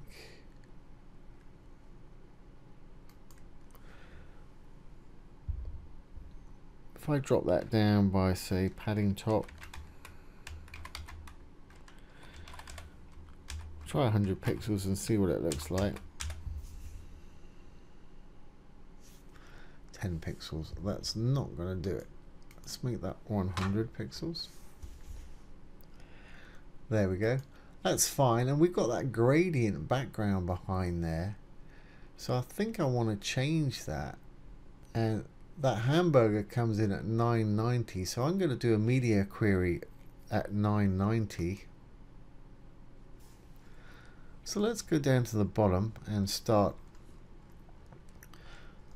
a new one. Let's grab this a bit quicker. I'm going to start a new title. I'm going to call it Media Queries.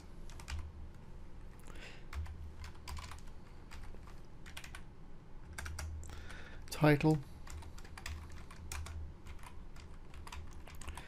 Because anything within those stars will not be read as code, so you can add a title, which makes it easier to find this code when you've got hundreds of lines. Okay, so I think I said 991 was where that hamburger menu comes in, so I'm going to affect everything below 991, and to do that I need to add what they call a media query. So it's at media only screen, and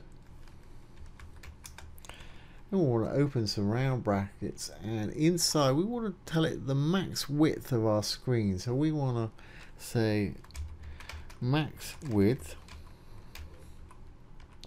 anything with a max width of less than, say, we decided 991, wasn't it, where that hamburger pops in, 991 pixels.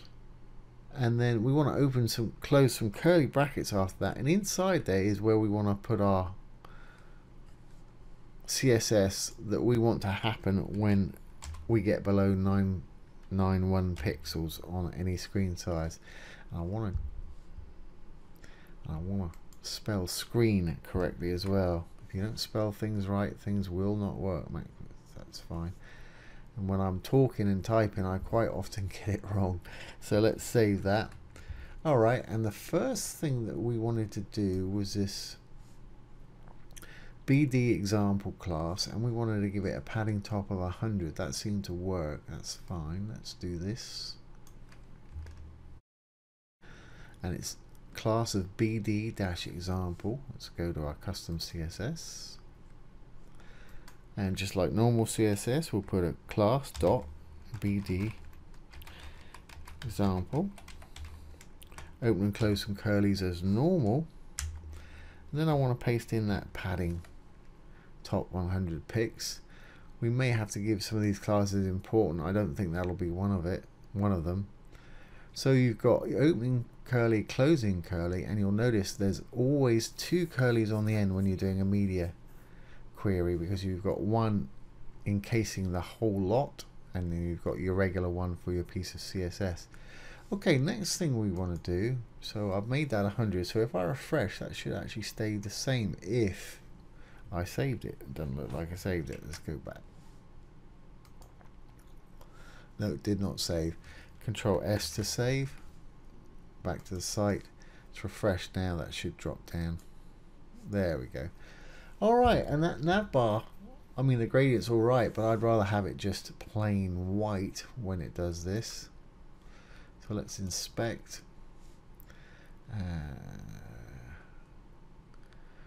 think it was just TRN. Let's try that. TRN, let's say background white.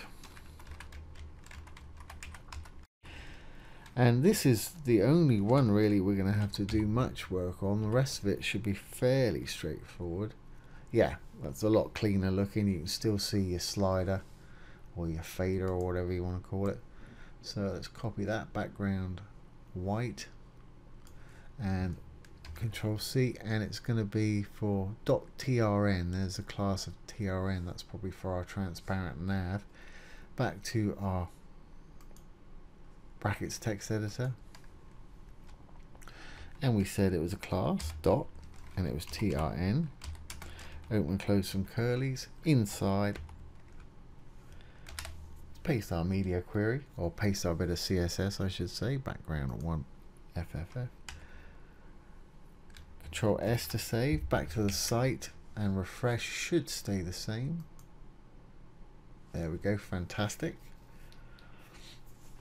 And if I turn this off, it should go back to the normal transparent background with the section pushed up against the top there.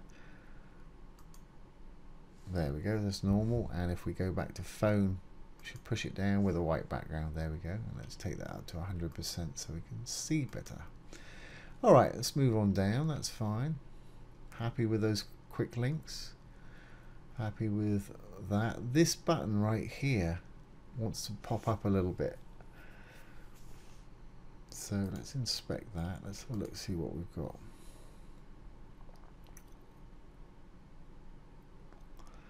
It's got no class of its own.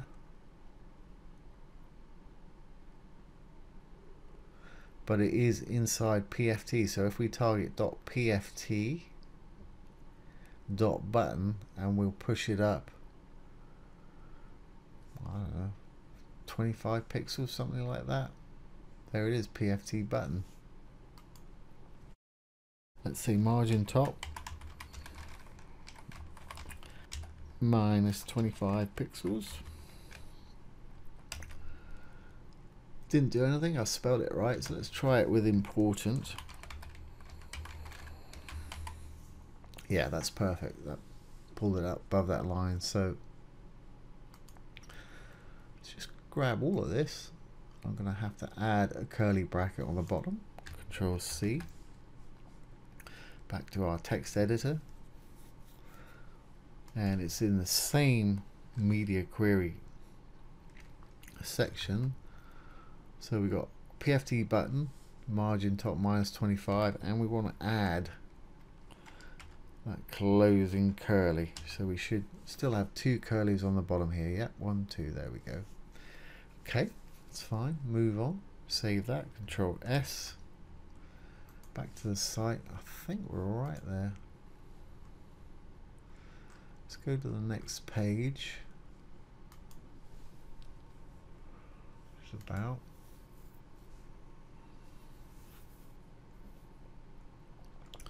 It's fine. It's fine.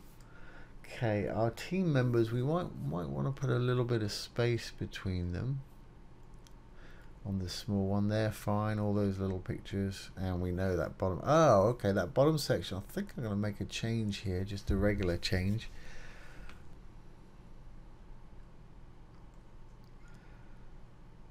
Okay, so we were happy with everything on this, but we wanted to make a little gap, space at the bottom when these are on top of each other like this. So let's see what we've got here. So we've got div with the class of TM. There it is right there. Let's add margin bottom, say 25 pixels. We've been using that 25. Remember, this is only going to happen when it gets below 991 pixels wide. I think that's going to do it. Yeah, that looks fine. Just separates them a little bit. So we'll take that and the top entry that we just put in there, and we'll have to add our closing curly. Again, we'll just drop down one, making sure not to knock off that closing curly right there. Paste that in there. That should be fine. Now, we said something else here, didn't we? Oh, I know what it was. I want to, let's take this off responsive a moment. Everything's fine there, but we've got a double blue section here. I think this section right here is actually called blue, BLU from memory. Yeah, there it is. And it's got a class of background color of that blue color, funnily enough. Well, I'm just going to change that blue to this purple here. See if we can grab this purple color. There it is. Select that. Let's see. Let's go back on our blue section. Actually, that's not it. I'm going to go up a little bit right here. There it is, blue section. There's the color it's giving it. I'm going to paste in the purple. Let's have a look. See, that's fine. That breaks it up a lot better to two separate sections. I like that. even though it's called blue, I think I'm going to keep it as the purple there. So I'm just going to copy that. And we can see here it says custom CSS line 372. So we need to change line 372 to the purple to take that. So 500s, so we want to go up quite a bit. 372, wasn't it? 372, there it is. I just need to paste in my new value right there. Control S to save. Fantastic. That'll stay purple. Let's go responsive again. Take it back up to 100% so we can see better. So those have got the gaps. There we are. Now this is purple and that section's blue. So I'm happy with that. Let's move on to the next one. Pricing.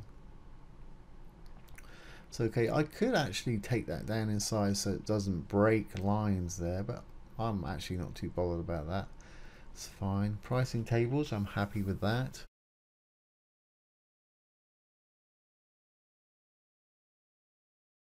Let's go back out. Let's check another page. Pricing services. Okay. Somebody mentioned that we got more of a gap here with our 2 rows. We can either give this a class and pop it up a little bit, or we could probably go in and just delete the 2 middle rows there. We'll move that button across. So let's see, we're on our services page. Let's go in and take a look at that. Let's say SRV2. I don't think I've got anything yet. Then we can just pull this up by probably 25 pixels or so. Control S, let's go back. Put it into responsive. Let's make it large. Go down there, and this is it right here. So if we inspect this, there it is. SRV2. And we're going to say margin top. We'll say minus 25 pixels again, I guess. We'll try that. That's about right. I might even want it to be a little bit more. 25. I don't know, that's pretty good to me. You can change it however you want. Let's take it down to 30 perhaps. 3, so it's this one right here. Yeah, I'm pretty pleased with that. I'm going to leave it at, well, I'm going to leave it at 30. I'm going to copy that. And we need to add it to the class of SRV2 just in our media queries. So back to our custom CSS. Back down to our media queries.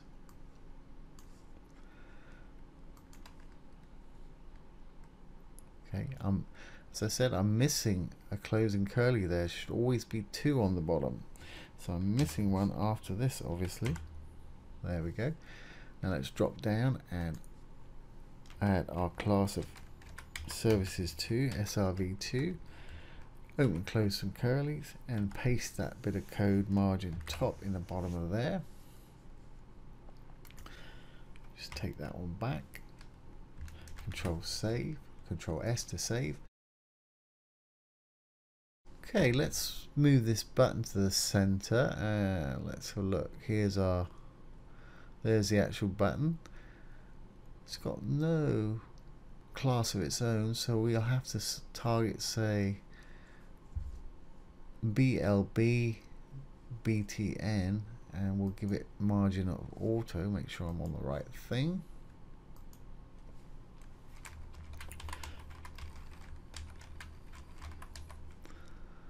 Okay, nothing, so add the important class.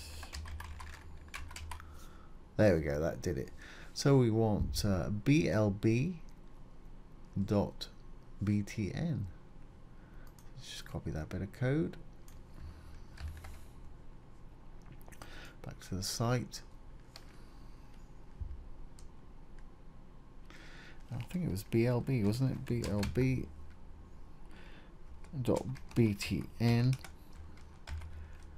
Open, close some curlies, paste that in there, Control S, back to the site. Let's have a look. It was BLB, correct. So when I refresh, all those buttons should centralize now. There we go. There we go. Learn more. They're all in the middle.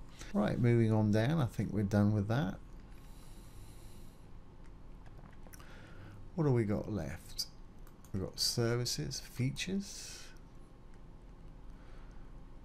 That's fine. I'm going to leave that like that. I don't mind that like that at all, with a little image right there. I think it's perfectly readable. We could change it up so the image was on top, but I don't think I will with this. I think that's quite nice. Is it all working fine? Quick links, we know that's fine. Great. Last page. It's contact. It's fine. That's fine. Not much to this page. Map's fine. That's it. So we're done. I'm happy with that. And as usual, I'll put this CSS code below the video here. Let's just get that back out of the way. So there we are. There we've done the media queries for this site. Like I say, this was a pretty simple example, but you can fix any site's media queries by doing that, or responsive issues by doing media queries just like that. Well, we pretty much completed this site now. Going to upload it to a live server today, because what I want to do is, we created this contact form. We want to enable this to work, and to do that I've written a bit of PHP. Now PHP goes quite beyond the scope of this actual video series, so what I'll do is I'll put a download link below where you can download this PHP file that I've created. And what we're going to do is upload to a live server, add the PHP file, and send this email form right here. Make sure it's going to work fine. Now PHP is a live script, so it'll only work on a live server. You can add your PHP file to your site here on your local PC, but it won't send, it won't work until you upload it to a live server. So that's what we're going to do today. So first thing I want to do, if we go to our site root folder is just the folder where we started. We built all these pages, our custom CSS file. Don't need those two images, those for demos. Inside here we've got the images for the site inside that IMG folder. I've got a send mail PHP file which I've written that we need to upload. So I'm going to upload all of this, and I'll show you the send mail file and show you exactly what we're going to do. So I've gone to my hosting and I've got an empty directory. I'm going to put this site up as a subdomain of one of my main domains, because I don't have a domain for it, obviously, because it's a demo site. You would have a domain, and if you did, this would be your root directory, your public HTML, which you can see is empty. Unlike WordPress, there's no installation. All I have to do is simply copy all of these files and put them into this directory here. So let's go ahead and do that. There's two ways I can do it. I could zip all of these up into a zip file, upload the single file, and then unzip them all. Or I can actually upload all of the files, then create a new folder and upload all of the images, which I think I'll do because there's not too much in this particular site. So I'm going to go ahead and do that and hit my upload button. This is a cPanel system I'm using. A lot of hosting companies do that. Now I'm just selecting all of the files in my folder here, not the folder that's in my root folder. So just the files for this particular one, and all I'm going to do is drag them in here. And it'll be the same if you have a GoDaddy or Bluehost. Most of them use a cPanel system.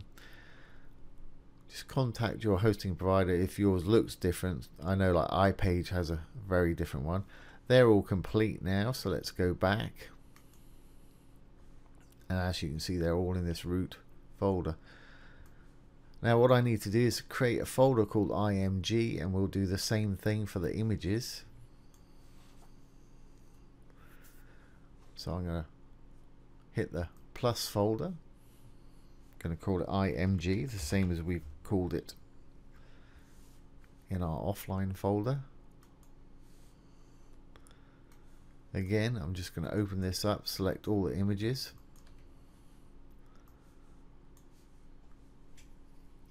Hit the upload. Actually, let's go back. I don't think I was in the right place. Make sure we're in the image folder itself. Now hit the upload. I'll get rid of that one. Got all those images. Drag them across.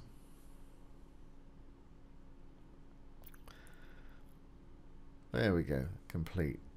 I've got a pretty fast hosting service here. It's web host Python and it's SSL, so it does upload pretty quickly. So let's go back to the root.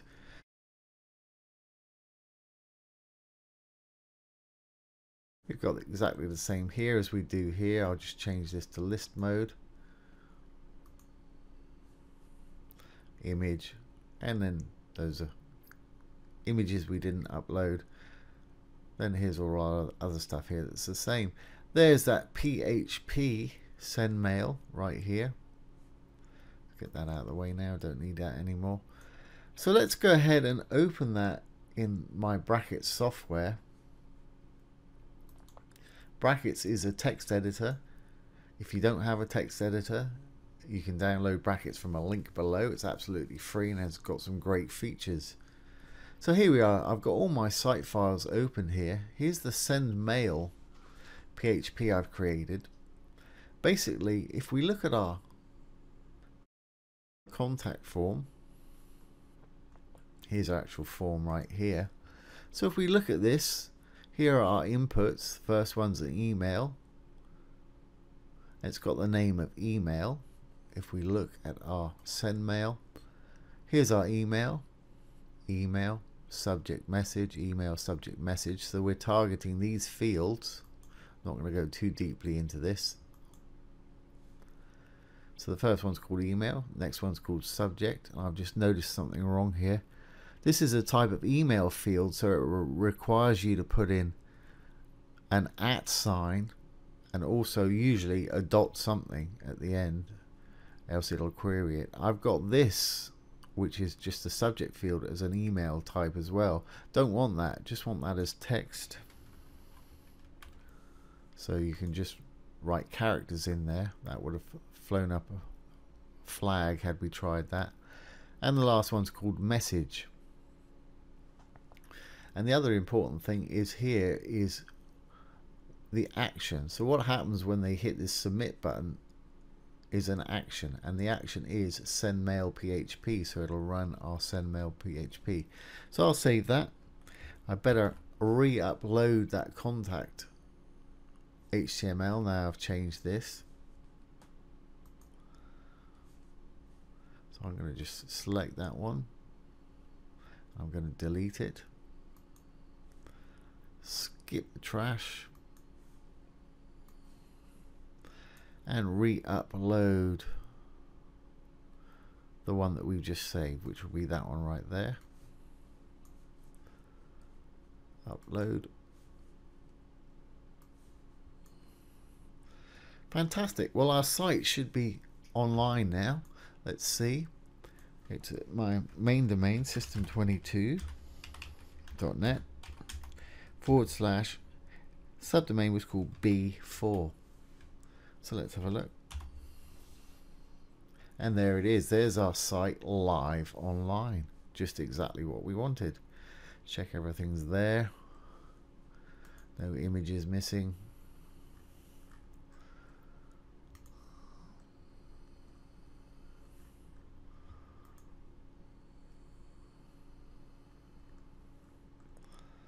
It's looking good.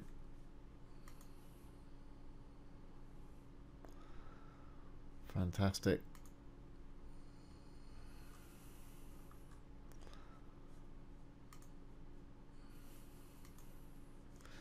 Great.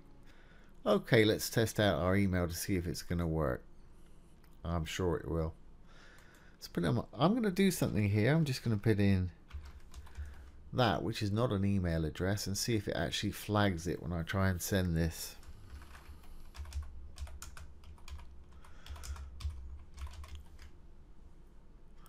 And let's say time now is 10:12 a.m. and let's hit the send button and see what happens. There we go, it's flagged that because that's not a proper email address. I think we can just put an @ in there. That should satisfy it. It really wants a .com or a .net or something on the end as well, but I think that's all you have to do. Make sure there's an @ in there. Let's send that. There we go. There's the message that we wanted to pop up. Your email has been sent. Then when we hit the OK, it should go back to the contact page. There we go. Okay, well, let's go to my email client and see whether we've received that message yet. It may take a couple of minutes to come through. Okay, here it is. And it's 10:14 now. 10:12 is when we sent it. There's the email, subject, and that little message we put in there. And it says from our Bootstrap 4 site. So everything seems to be working absolutely perfectly. So there we have it. We've uploaded our site to a live hosting environment and tested out our contact form, made sure that's going to work. As I say, I'll put a link to that PHP form down below so you can download it and just add it to your site. Or if you're interested, I have got a video about how I created a PHP form. I'll put a link down there as well if you'd like to learn more. Well, yesterday we pretty much finished out this site. One thing I'm going to do, I should have done it before we did our upload yesterday, but I wanted to demonstrate our live contact form here, is add a favicon to the site. Now, what's a favicon, you may ask? Good question. If we look up the top here, it's got a kind of placeholder on Google Chrome of this globe here.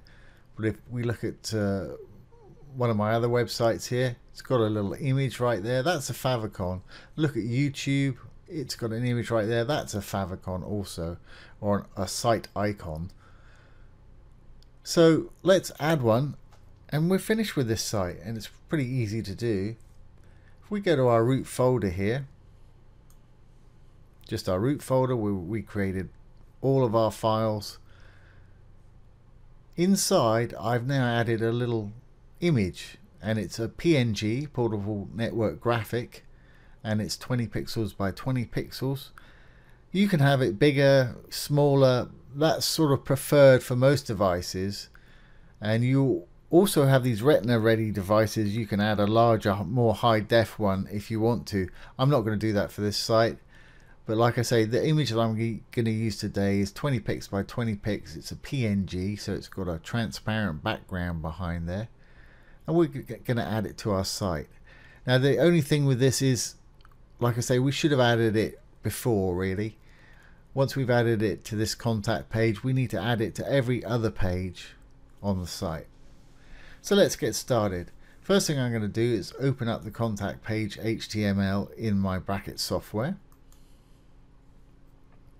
If you don't have a text editor, Brackets is absolutely free, and you can download it from a link below this video, and it's got some great features. But if you've got a favorite that you like to use, that's fine too. Any text editor will do. Okay, we're at the top of our page right here, and just under the metadata, I'm going to drop down, and I'm going to add a link for that little favicon. So I'm going to say link. What is it? It's an icon. So the browser knows that this is the icon for the site up there. So href,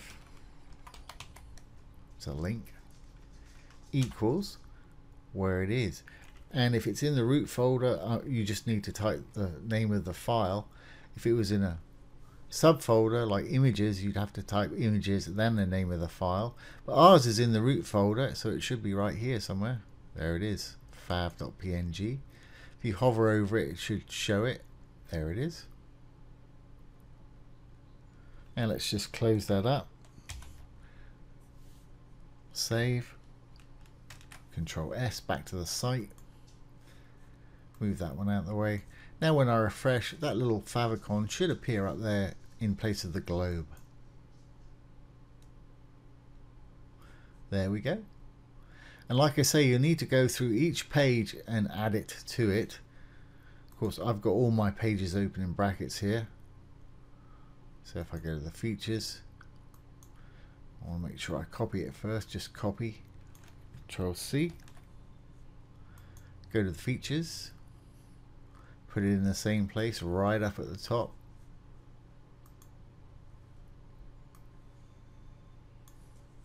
Under the meta.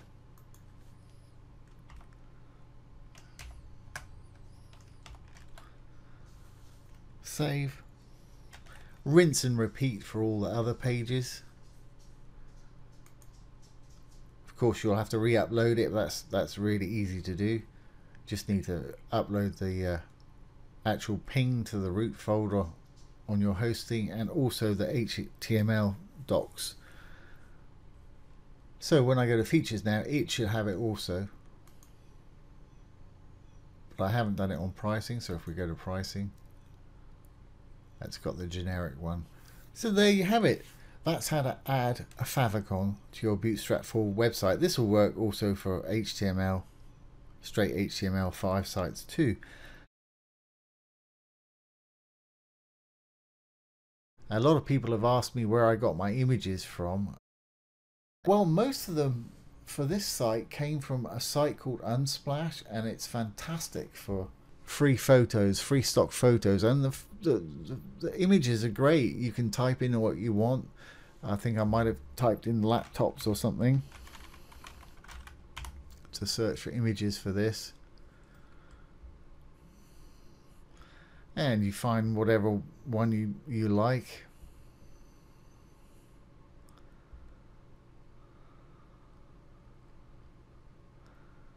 And simply hit the little down arrow. I'm using Google Chrome here, and it'll download it for you.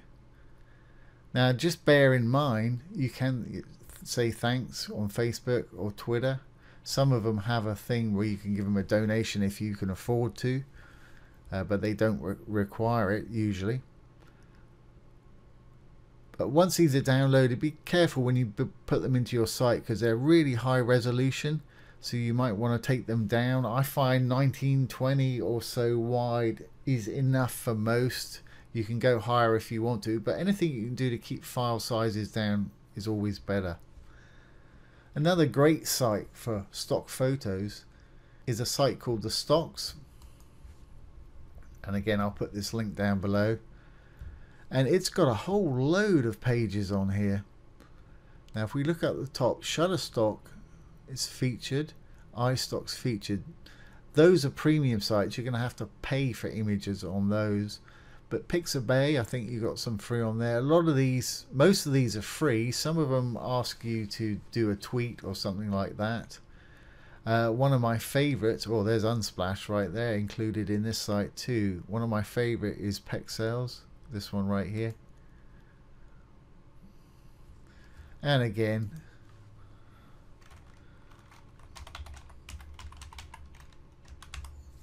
type in what you want.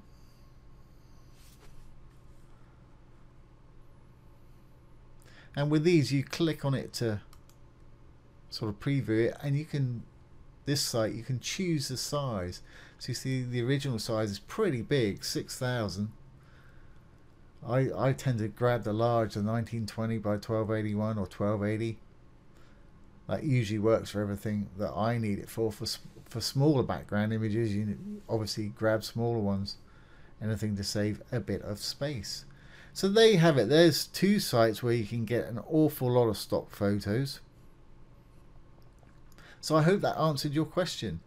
And like I say, if you want to build this site, have a look at the playlist. We'll have this playlist down below. So I hope you enjoy watching this series of videos. Once again, this has been Jamie from System 22.